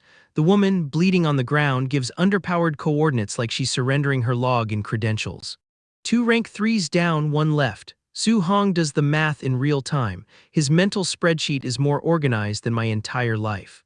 The last cultist transforms. Wings, blue hair, the full celestial cosplay, descends with that I am your final boss energy. Su Hong's already seen this cutscene. Golden beam through the back, she screams. The winged demon drops from above like a gacha pull from hell. Just give me your martial values, the grind never stops. Myriad Races Demon Cult, Sacrificial Outpost. The title card drops like we're entering a raid instance. Su Hong's party is himself, and also himself. I hate human geniuses the most, the lead cultist screams. Skin them, debone them, sacrifice them. Bro's villain monologue needs a content warning and an editor. The human geniuses stand defiant. Kill at worst will take them down with us, the Grandmaster will avenge us. Classic shonen speech buff activating. If we're going to die, we die together. The masked man with the axe declares solidarity. The cultists laugh. The elders watch from a cliff, debating intervention timing like it's a sports game. Golden energy blasts through the forest, not from the cultists, from above. The cavalry's here and it's wearing a hoodie. Lightning crackles, red eyes glow. Suhong lands in that crouch that means someone's about to learn why the tutorial zone has a hidden boss. He strikes 3 times in one panel. The sound effects stack. The enemies don't fall one by one, they fall in batch processing. Mine, they're all mine, Suhong grins, and that smile has no business on someone supposedly saving people. This is not a rescue, this is resource acquisition with collateral heroism. The monster charges, Suhong stands his ground. The gray-skinned horror with glowing fists versus the guy who farms bosses for breakfast. Next, he calls like he's running a queue. The lightning answers before the enemy can. This is customer service and the complaint department is fatal. A monster, he's a monster, they scream. Finally, the correct assessment. Took them 3 chapters and several corpses to update their threat evaluation. Blood gathers, the pyramid pulses. Is this their so-called sacrifice? The real boss music starts, not a cultist, something that actually outranks them. Golden wings spread, a halo descends. A noble of a celestial race has descended. Why have you not knelt? Bro brought the divine ego to a no-hit run. So strong, Suhong breathes, actually sweating. The celestial race hits different. This is the first time we've seen him acknowledge difficulty. The game just turned underpowered the render distance. The winged noble smirks. Thought this possession would be like before, erasing humans. Didn't expect a monstrous genius. Might as well nip future trouble. Standard villain logic, impeccable timing. The host body complains. Blood Kai hasn't reached tier 4, already struggling. This Celestial's running emulation software on a potato player character. The lag is existential. Possession, Blood Kai not at tier 4. Physical body will collapse. Suhong processes faster than the system can render tooltips. Then who kills whom is still undecided. Rushing Thunder Fist, Suhong commits, Golden Clash. The celestial blocks and the impact rings across the battlefield, 2 gods in borrowed bodies negotiating with violence. The elders watch from their cliff. The celestial's physical body is truly powerful, one admits. The other isn't looking at the angel, he's looking at Suhong. The main point is what is underpowered with that Su. And he is even 1 realm lower than this celestial. The math breaks again. Suhong is underleveled, undergeared, and somehow winning the damage per second check. Human, what kind of physique do you have? The celestial screams, and that's the question we've all been asking since chapter 1. The answer is yes. What's wrong? Tired? Keep going. Suhong taunts like he's the final boss now. The role reversal is complete. The celestial came to farm humans and became the side quest. Ever since awakening the overlord body, I've never felt this refreshed. The reveal drops. He was holding back before, afraid of accidentally killing someone. Now, only one thought remains.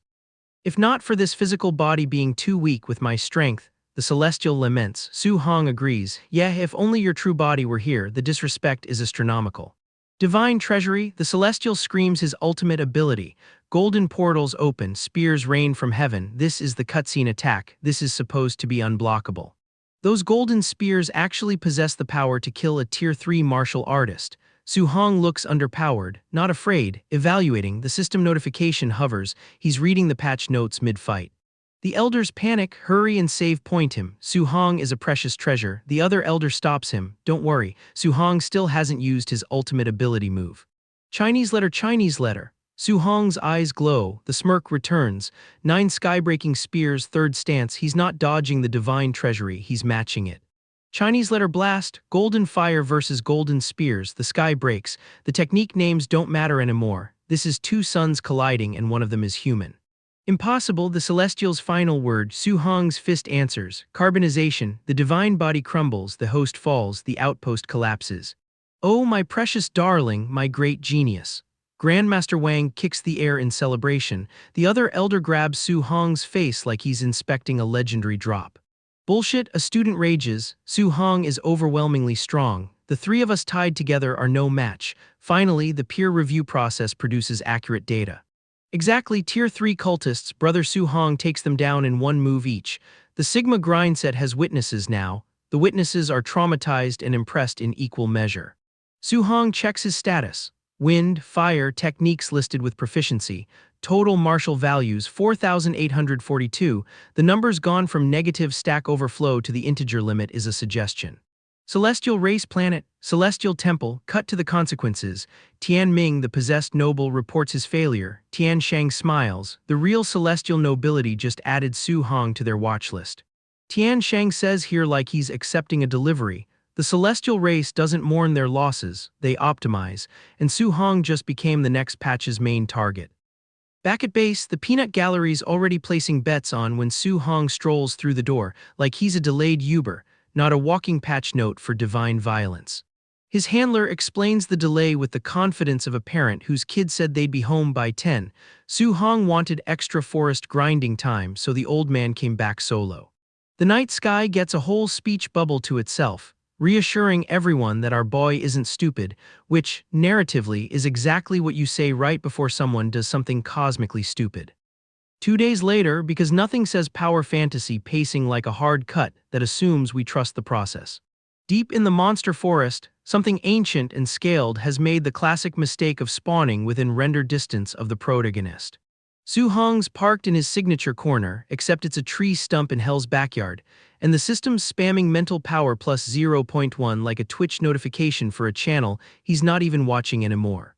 The beast roars, the claw descends, and Su Hong doesn't even rotate his camera angle. He's still grinding mental stats while a boss phase triggers around him like ambient weather.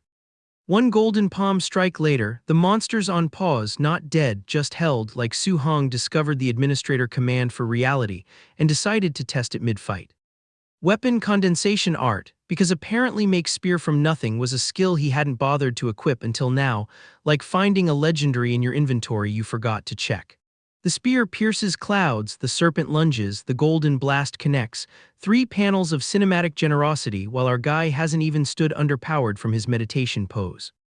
Massive sword descends, rock formation shatters, a bloody hand reaches from the debris, and we're supposed to believe this is the tutorial zone Su Hong hasn't outleveled yet. He watches shadow figures dissolve with the enthusiasm of someone checking their email scatter. He says, like he's dismissing pop-underpowered ads, not monster remains. Now he wants to try triple attribute fusion, fire, lightning, and whatever third element the writer hasn't named yet, because double attribute was so last chapter. He's losing control, the elements clash, the energy spirals, and for one beautiful panel we almost believe the system has finally found a stat it can't brute force. Lightning strikes silhouette, rocks float like the physics engine crashed, and the narration admits even a failed fusion carries apocalyptic weight, which is just chef's kiss dramatic irony. Su Hong lies battered, chest heaving, and casually calculates that a completed fusion might injure a tier 4. The Manhwa equivalent of I almost died, but the damage per second check looks promising. He walks away from ground zero with a flaming spear like he's leaving a restaurant review. 3 stars would explode again.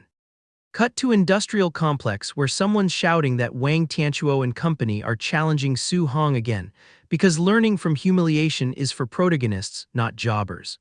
The old guard watches, the challengers declare victory with the confidence of people who haven't checked the patch notes since last Tuesday.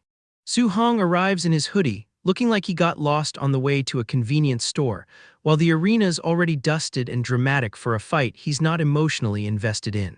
The trio announces they've all broken through to Tier 2, red auras blazing, like 3 people discovering co-overpowered difficulty doesn't scale when the host is already in endgame.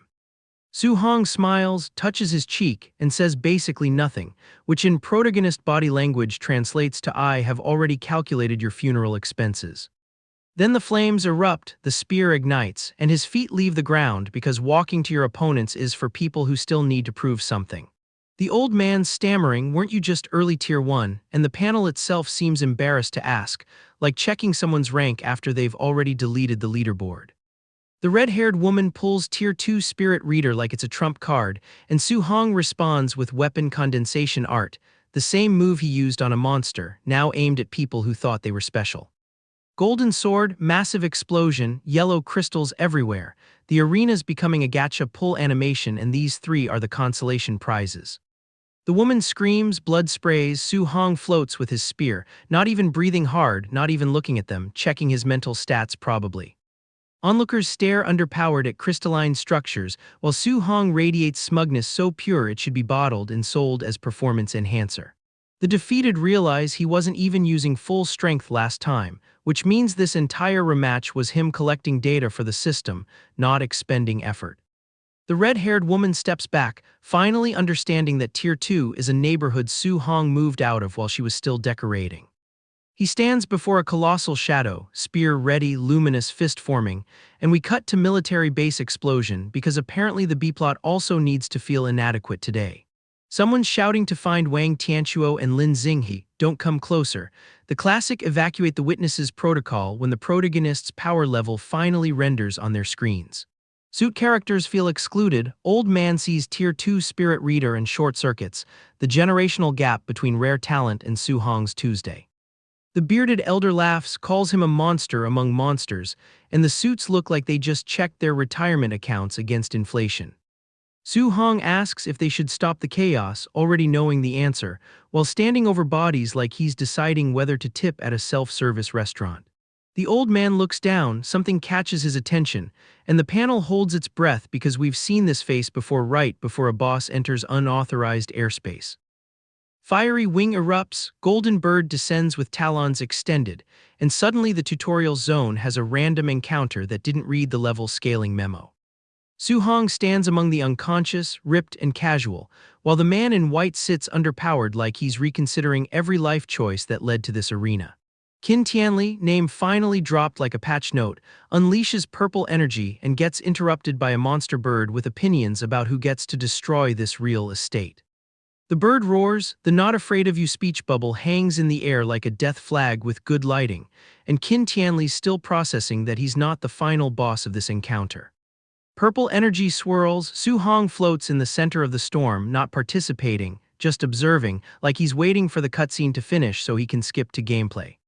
He looks underpowered at Tier 7 Grandmaster Heat and calls it crazy, the first honest emotion we've seen, because this is the first thing that actually required him to look underpowered from his phone.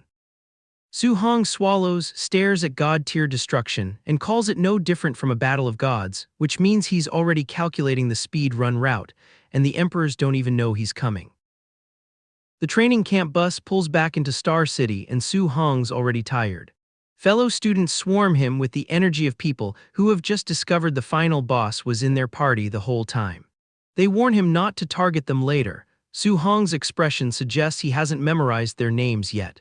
The city lord's mansion rolls out a red carpet and a banquet. Nothing says we noticed your power level like complimentary hors d'oeuvres. Inside, the room splits into two ecosystems, people who belong here and Su Hong's uncle and aunt wearing their best clothes and looking like they got lost on the way to a TA meeting.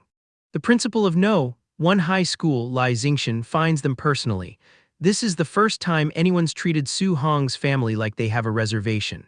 Meanwhile, the city's elite are playing bingo with bloodlines. Lin Xinghe's father bets on the barbarian god body. Xiao Yan's father bets on spirit telekinesis and an A-grade movement technique mastered at first tier. The Star City Lord, Wang Nai, presides like a dealer at a poker table where everyone's already all in on their children. Lin Xinghe's father claims his son's movement technique defeats both before they can react. Xiao Yan's father slams the table. The blonde woman watches men argue about their kids and declines to mediate, might beat them underpowered instead. She says once that kid arrives, the bragging parents will shut underpowered. She's talking about Su Hong. First tier primary stage, call it intuition. The training camp bus arrives. The students who placed second and third return bandaged, bruised, and collectively traumatized. Their fathers demand to know who did this. The answer, someone faster, stronger in telekinesis and apparently not interested in admitting defeat. All three broke through to second tier, still lost. One father asks if a monster appeared in Star City. The students just say that guy is a monster. Su Hong finally appears, carrying a golden-tipped pole, looking like he wants to go home for dinner more than he wants this banquet. The crowd recognizes him, someone shouts Little Hong.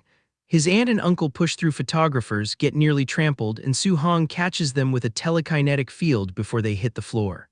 The aunt asks what that was. Su Hong says it's nothing. The uncle says they were worried sick. Su Hong's already calculating how fast he can leave.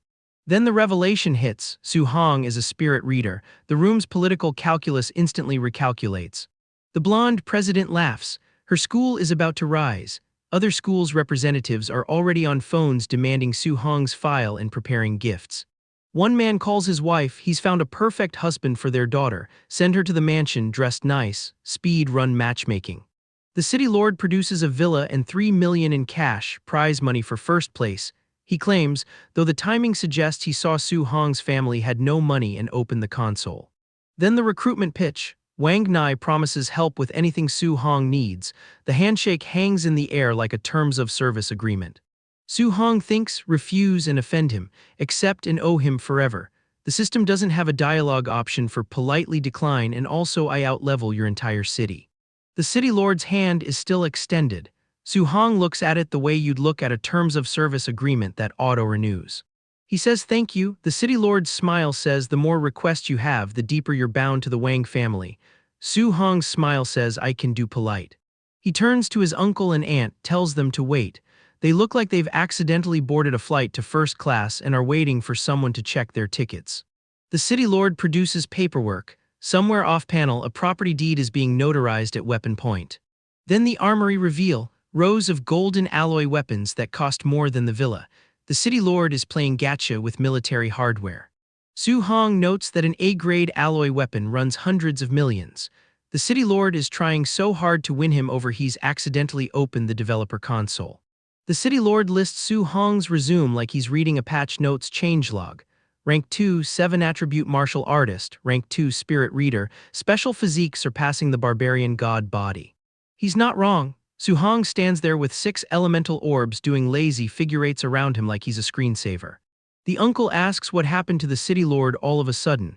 The city lord's expression suggests I did the math is not a polite answer. Back to weapons. The city lord offers to disassemble an A-grade alloy spear shaft so Su Hong can make do. This is like offering to break down a Ferrari for parts because the kid needs a bike. Su Hong declines. His Thunderfire spear will serve as the shaft. He only needs a 3-attribute spearhead for now. The word only is doing impossible lifting.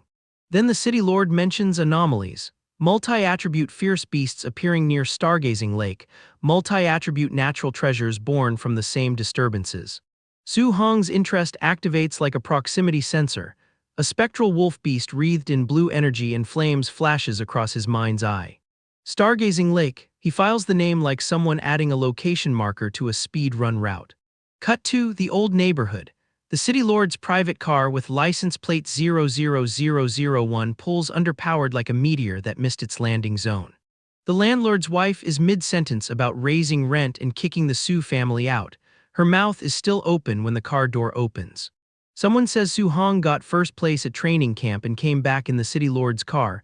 The Su family has struck it rich. The landlord's wife's face does a full system crash. The uncle announces they're moving to a villa tomorrow. The landlord asks about refunding rent. The aunt says keep it, we're not poor anymore. The uncle says don't embarrass Hong. Su Hong watches this from the courtyard, says he's surprisingly reluctant to leave. He's been training here since before the system made him statistically improbable. Night, cross-legged, the blood Kai notifications stack like a slot machine hitting jackpot +0, 1 +0, 1 +0, 1 700 times. Breakthrough, mid-stage rank 2, the red energy swirls like the system just pushed a mandatory update. His body hasn't adapted yet. He checks his phone, it's cracked but functional. The phone has survived what his physique is still processing. He researches the anomalies. A flame beast touched a mysterious shard, gained thunder and earth attributes, 3 attributes from 1 object. The game has undocumented drop rates. Tomorrow, move, then Stargazing Lake. Su Hong is already planning his farming route while the city sleeps. The villa move is complete. Gift boxes everywhere. Su Hong's uncle and aunt are doing the we must never embarrass Hong speech to an empty room because Hong is already face down on a couch. He has survived the social obligations. The formal greetings, the handshakes with people who measure status by square footage. His reward is exhaustion and the knowledge that Stargazing Lake awaits. Cut to the martial artist base. The courtyard is busy, everyone's grinding. Su Hong finds his corner, the one where the render distance drops off and the NPCs haven't loaded yet. He's observing the field. Tier 1 martial artists are complaining they can't even go out without getting robbed. The meta has shifted. The server population is too high for low-level zones. Meanwhile, in an office that smells like expensive cologne and vendetta, someone confirms to a man in a suit that yes, Su Hong killed his nephew.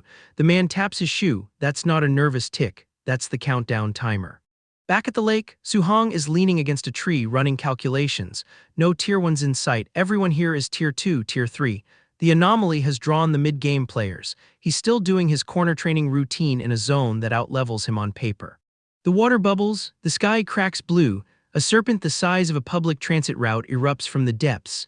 Everyone scatters like they just pulled a world boss without checking the recommended level. Tier 4 martial artists arrive, the kind who treat Tier 3 dual-attribute beasts like sushi prep. One minute the serpent is threatening the server. The next, it's sashimi. Su-hong watches from his tree and does the math. He won't get a single drop staying with this party. Then the proximity sensor activates. Not a beast, a person moving wrong. The footwork is assassin class. Su-hong's spirit reader flares, the system user interface he forgot he had because nothing's ever survived close enough to trigger it. The masked figure lunges. Su-hong delays the attack with Spirit Reader just enough to realize the intel is garbage. This isn't a Tier 2 with Tier 3 combat power. This is a Tier 2 who also has a Tier 2 Spirit Reader build. The game client lied to the server. 6 more figures, all Tier 3. The math arrives like a push notification. Over a dozen Tier 3 assassins and 1 Tier 4 martial artist deployed to eliminate 1 Tier 2. Someone's credit card is screaming. Someone's uncle is very angry. Su-hong runs, not from fear, from resource management. His kai is depleted, his mind is exhausted. The flying swan startling cloud steps technique carries him across terrain while the pursuers complain about his stamina bar. He thinks it through. Yifeng's uncle, Tier 3 martial artist but with family resources enough to hire a small army. The Yi family paying premium rates for overkill. Su-hong's death is listed as a luxury service. The tactical read, kill the Tier 3s fast, then focus the Tier 4. But fast means burning resources he doesn't have. His overlord body is running on physical stats alone now, the cultivation equivalent of playing on a controller with dead batteries. He stops, plants his spear. The pursuers catch underpowered, breathing hard, complaining about the chase. Su-hong's expression says he's already read their patch notes and found the exploits. The masked leader receives new orders through a glowing square device. Lock down the anomaly areas. If Su-hong escapes to Star City, the mission fails. If he survives, prepare to die. Standard middle management motivation. They find him again. The chase resumes. Su-hong moves through the forest like he's speedrunning a route he's memorized because he has. Every tree is cover. Every rock is a pivot point. The assassins are playing catch underpowered on a map he's already optimized. A cliff, a spear planted in the ground. Su-hong stands at the edge looking down at the weapon that marks his temporary respawn point. The pursuers shout from below. One of them was mid-bathroom break when the alert hit. No dignity in the assassin gig economy. He kicks off the cliff. A flying strike catches the first pursuer mid-shout. The runes on his forehead flare. Spirit Reader active skill, calculating angles, predicting movement vectors. He's not fighting, he's compiling. Back to Star City, the buildings rise like safe zone markers. Su-hong walks through the streets with his spear, the uncle trailing behind like a quest non-player character who finally caught underpowered to the plot. The official territory line is crossed. The assassination attempt ends at the city limits. Even hired killers have terms of service. The deduction locks in. Ikai, martial artist base, the one who wants him dead enough to deploy a small nation's worth of combat resources. Su-hong's expression doesn't change. He's already adding the name to his farming route. The supply base in. Wooden walls, bright sky outside, the kind of place where martial artists go to pretend they're not on a clock. Su-hong's already found his corner. He's watching the room like it's a loading screen he can't skip. Other cultivators brag about 3-star veins and A-grade treasures. Su-hong's just holding a burger, waiting for the quest marker to appear. The intel says star-veined ink purple bamboo. Multi-attribute natural treasure, magnetic field rules, Tier 4 martial artists die instantly trying to snatch it. Su-hong wonders if his overlord body can tank the gravity. The burger doesn't answer. Then the floor becomes a suggestion. A red-cloaked figure crashes through like they misread the enter key for delete. The tavern's social hour is over. Su-hong doesn't flinch, he's been waiting. The assassins finally remembered their calendar notification. They're finally here, he says like he's commenting on a delayed delivery. 5 masked figures in an alley. The leaders got dialogue. Weren't you good at running? Su-hong's corner training stance activates. He's not running this time, he's farming. The masked leader orders the area cleared. Civilians scatter like they just got the server shut down warning. Su-hong stays seated, calculating drop rates. Don't tell me you're planning to wipe us out all by yourself, the masked figure laughs. Su-hong's smirk says he's already read the patch notes. 3 attributes, they're not ready. Fire wraps his arm, the sword ignites. If I don't try, how would I know it won't work? Su Hong's testing live servers with production code. The masked figure sees it, 3 attributes, his voice cracks like a twice-high note pushed through a broken speaker. That's 3 attributes, the choreo hit different and not in his favor. Everyone scatter, too late, Su Hong's lightning-wreathed sword is already compiling. The corner training stance isn't a defensive posture anymore, it's the wind underpowered before the server crashes. Explosion, not a technique name, just the sound of Su Hong's Kai budget exceeding the render distance. The building forgets its physics engine. Onlookers stare at the crater. To kill a Tier 2 martial artist, is it really necessary to use a martial skill with such immense power? They don't understand. Su Hong doesn't have a low power setting, the user interface only displays yes. A figure lies at the bottom of the pit coughing. The masked leader looks underpowered from the rubble, frustrated, sweating. What a terrifying power, and it's a 3-attribute martial skill. Why wasn't this mentioned in the reports again? Someone's intelligence division is getting a 1-star review. The leader slams a glowing gauntlet down. Orange energy erupts. He's burning resources now, desperate, the kind of panic spending that makes your guild treasurer cry. Su Hong vanishes from the frame. Where'd he go? The masked figure's camera can't track the frame rate. Su Hong's already behind the render queue. The corner training stance appears from the shadows. Red aura back-turned, the posture of a man who knows the fight ended 3 moves ago. The masked figure's eye goes wide. Could it be? Yes, it could be, it is. Su Hong grabs a Tier 3 martial artist like he's collecting a daily quest reward. I might not be able to kill a Tier 4 martial artist, he says, body slung over his shoulder, but do you think I can't kill the Tier 3 martial artists under you? He's already calculating the next route. Thick earth armor, upgraded overlord body, the damage numbers that should have crippled him barely registering. The system user interface is just a suggestion at this point. See ya later, Su Hong's gone before the loot animation finishes. The remaining masked figures stand in red leaves and regret, watching the kill feed scroll by without their names on it. Somewhere in the debris, a single red eye glows, not Su Hong's, the client who paid for this. The uncle, the credit card that thought overkill was a service tier. The patch notes just dropped and his nephew's killer isn't even using his final form. Su Hong skipped the group and left for stargazing like a full week early. Back at the gate, stone arch, red banner, a crowd all pretending they didn't show up for the same loot table. The people he ditched are still processing it, starting with a silver-haired man and his fan. He'd wanted to bring our guy along as a group outing. Too slow, Su Hong checked out 7 days ahead. The corner training stance doesn't do RSVP, it does solo queue. A red-haired woman runs the numbers on him and quietly gives up. They rested 7 days, he rested 1 before heading out to train. Her verdict, don't measure yourself against a monster, the monster being the guy who already left without them. Meanwhile, the people betting on him not reaching that lake. A severed armored hand smacks concrete, and a man in a sharp suit grins at his phone like a contract just cleared. The clan that keeps paying for his head is sweating the same math. One frets that a dead Su Hong points every fool straight at him, the other knows the city lord prizes the kid enough to erase their whole clan over it. He's less a person now, more a diplomatic incident with a pulse. And here's what he walked a week early to reach. The bamboo forest, where violet energy erupts from the floor and a purple dome slams shut over the canopy, a gravity field booting up like a raid mechanic nobody read the tooltip for. A bamboo stalk folds under the weight. The treasure sits dead ahead, completely out of reach, and the field is already failing the gear check, the one Su Hong hasn't even walked into yet. A kid in gray robes buckles under the purple rain while 2 elders watch the damage per second meter. The backpack guy asks the real question, bones hold, sure, but do your organs enjoy 30 times gravity? The competition's lawyering its way out and the favorite isn't even here yet. The fan holder and his rattled friend get cornered by a bald bruiser and 2 hooded tagalongs. And the field's cruel joke lands, the stronger you are, the harder it crushes you. 4th tiers walk in and instantly regret it. Bad for everyone here, worse for whoever ends up between Su Hong and the prize. One cultivator gives up on the bamboo entirely, precious, sure, worthless if you can't reach it, and goes hunting the divine artifact instead. Another pings something on a compass relic and the whole field lurches for the same coordinate. Not one of them is the guy actually built to take it. The bamboo lights up with little constellations, a dark sword sulks in the same field beside it. Somebody whines there's no way to grab either one like this. Nobody's got an answer, right up until the answer walks in shirtless.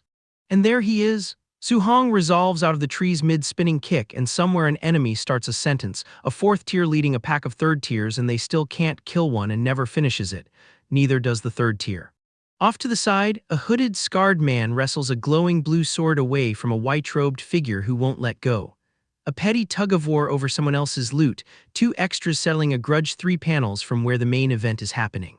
The white-robed swordsman slams back against a pole, white energy still screaming around him, face all shock and pain.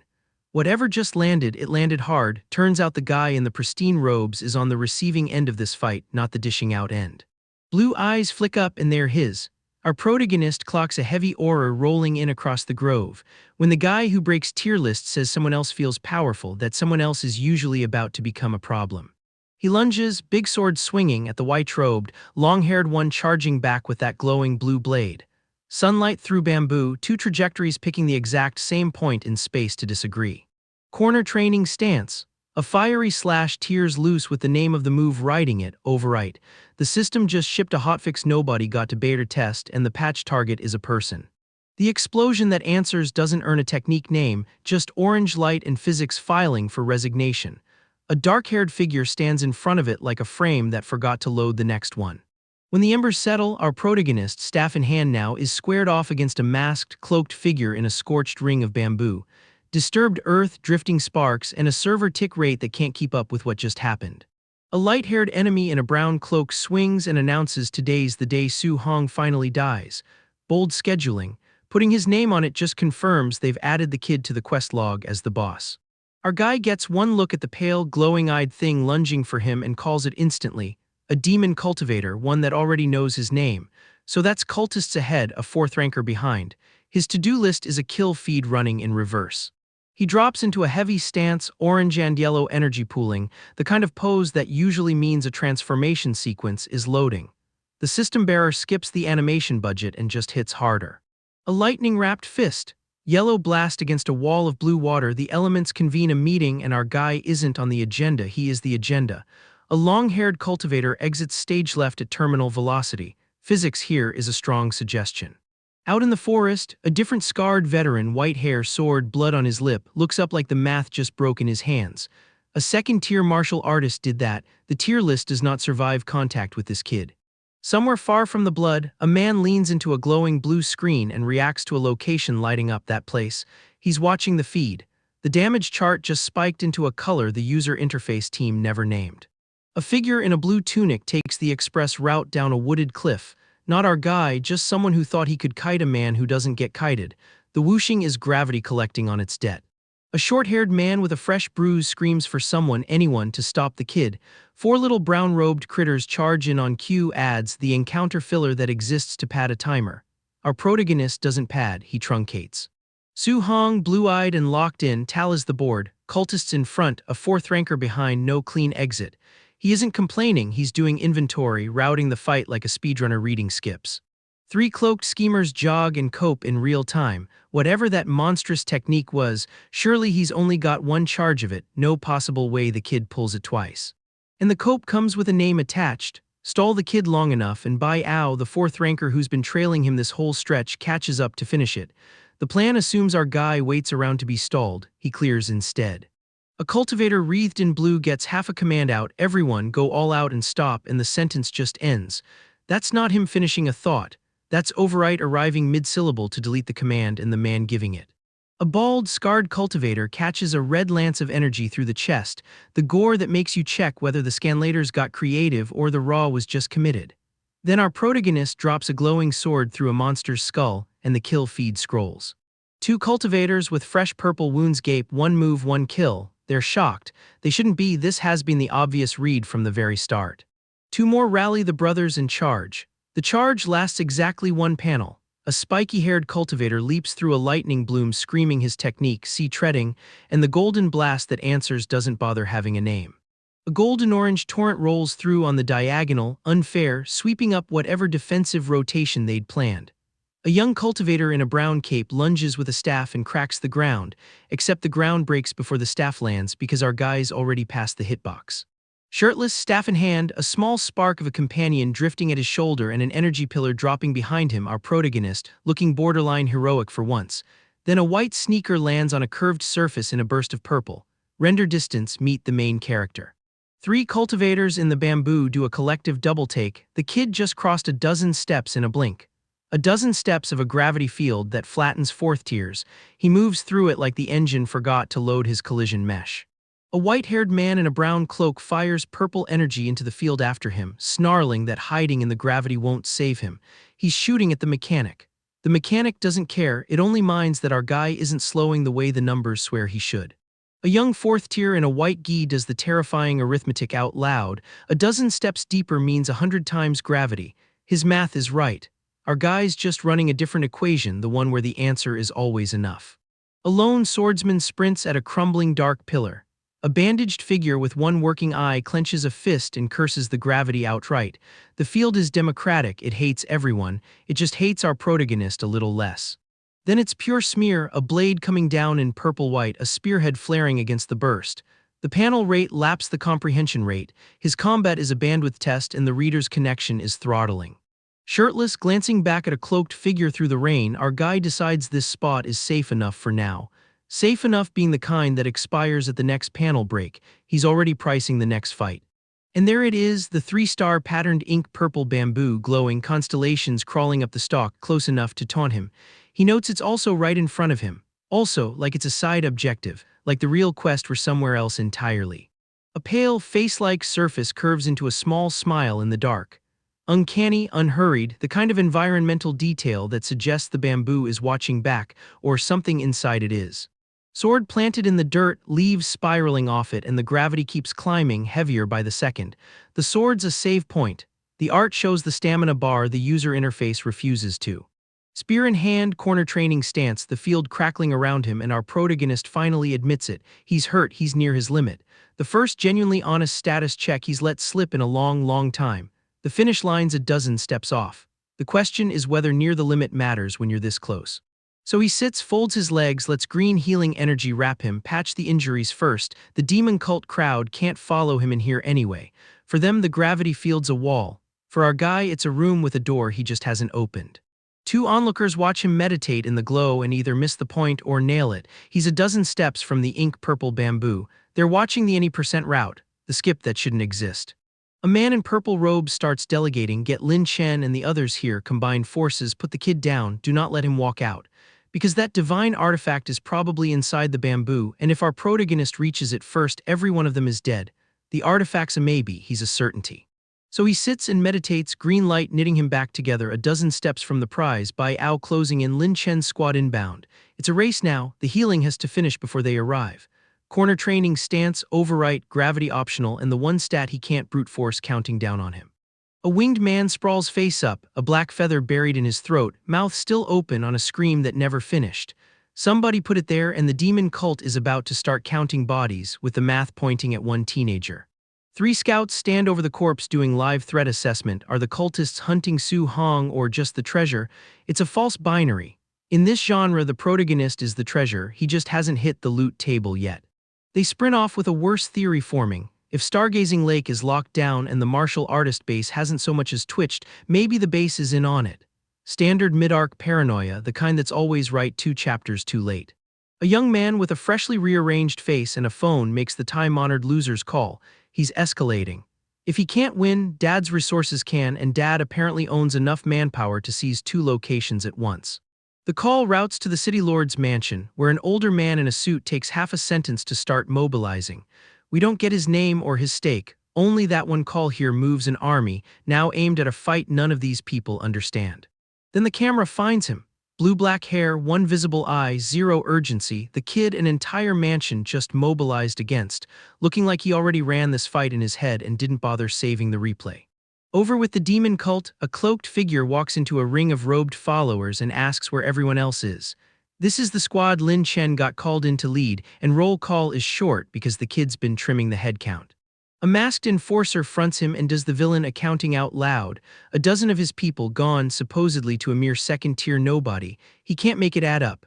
That's the recurring problem with Su Hong, his power level was never on their spreadsheet.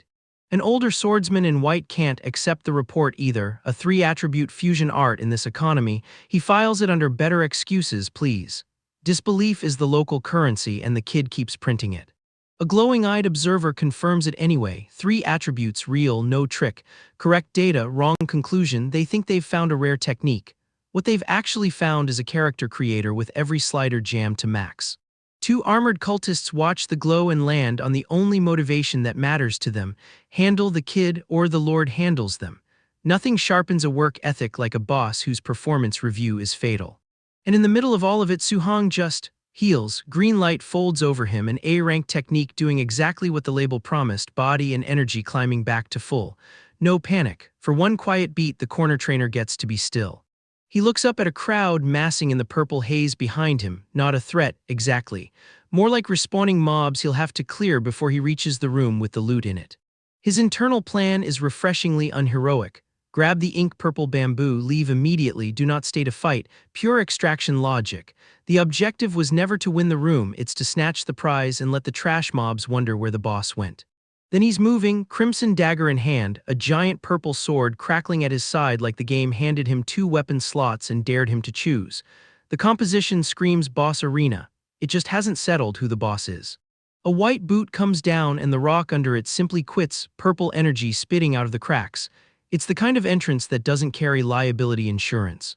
Inside the gravity field, every step costs more than the last, the pressure is scaling up the deeper he pushes. Suhong grinds through it on pure stubbornness. The field has no idea it's losing an argument. Behind him, a masked enforcer and a marked-up lackey set the trap. The second the bamboo comes loose, the field drops and they swarm.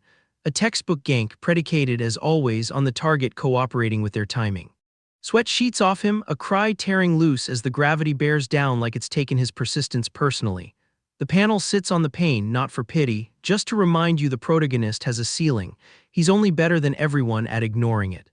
Stripped to the waist, teeth clenched, he drags himself the last stretch toward the bamboo.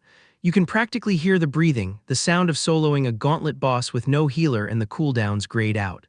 A silhouette settles in, dark trousers, white shoes, a spear, a field of purple light. The frame goes quiet and patient. The calm right before the inventory screen opens. Then his eyes blow wide in the violet glare, and it isn't fear. It's the specific look of a speedrunner spotting a door the level designer swore wasn't there. The scenery does the math for us. This field grinds solid stone into powder, the same field the kid's been strolling through like a man late for a bus. Environmental storytelling working overtime. And there it is, a dark, angular shard hovering over the shattered crystal, something dripping off-frame. This is the loot that wasn't on the map, the kind that only spawns when the game clocks a player too stubborn to die. Armik reaches for the shard with the universe's most loaded question hanging over it. Could this be treasure?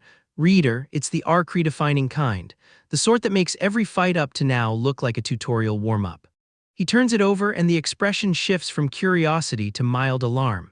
Small, unremarkable, easy to lose in an inventory full of swords, right up until the stats screen finishes loading.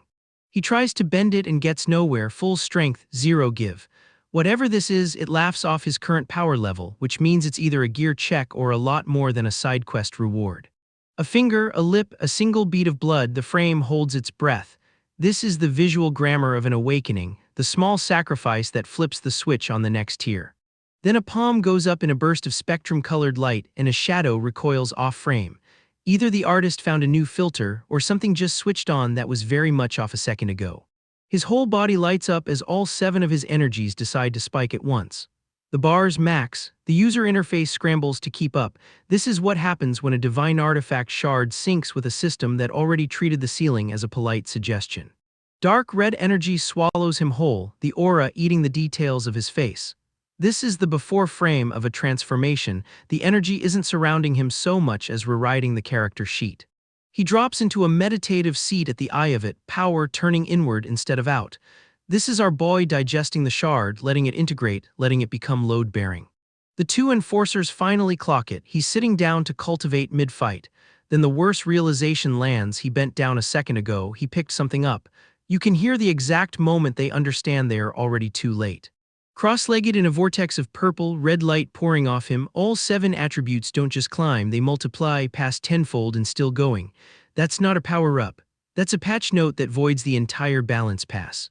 And the thing that wouldn't come together for so long quietly finishes. The 3-attribute fusion done, no montage, no speech, just the system confirming what the audience clocked chapters ago. His ceiling is whatever number comes next. Glowing hands, a yin-yang orb spinning in the purple, the universal shorthand for balance locked in. The shard didn't just hand Suhong power, it closed a circuit that had been missing a wire. He reads the result off his display and lets himself look smug. One shard did all this, and it belongs to something called the Seven Gods Cauldron, a relic that blows clean past S rank. He's found the infinite money glitch. Then the dangerous follow-up thought, there are 99 more of these.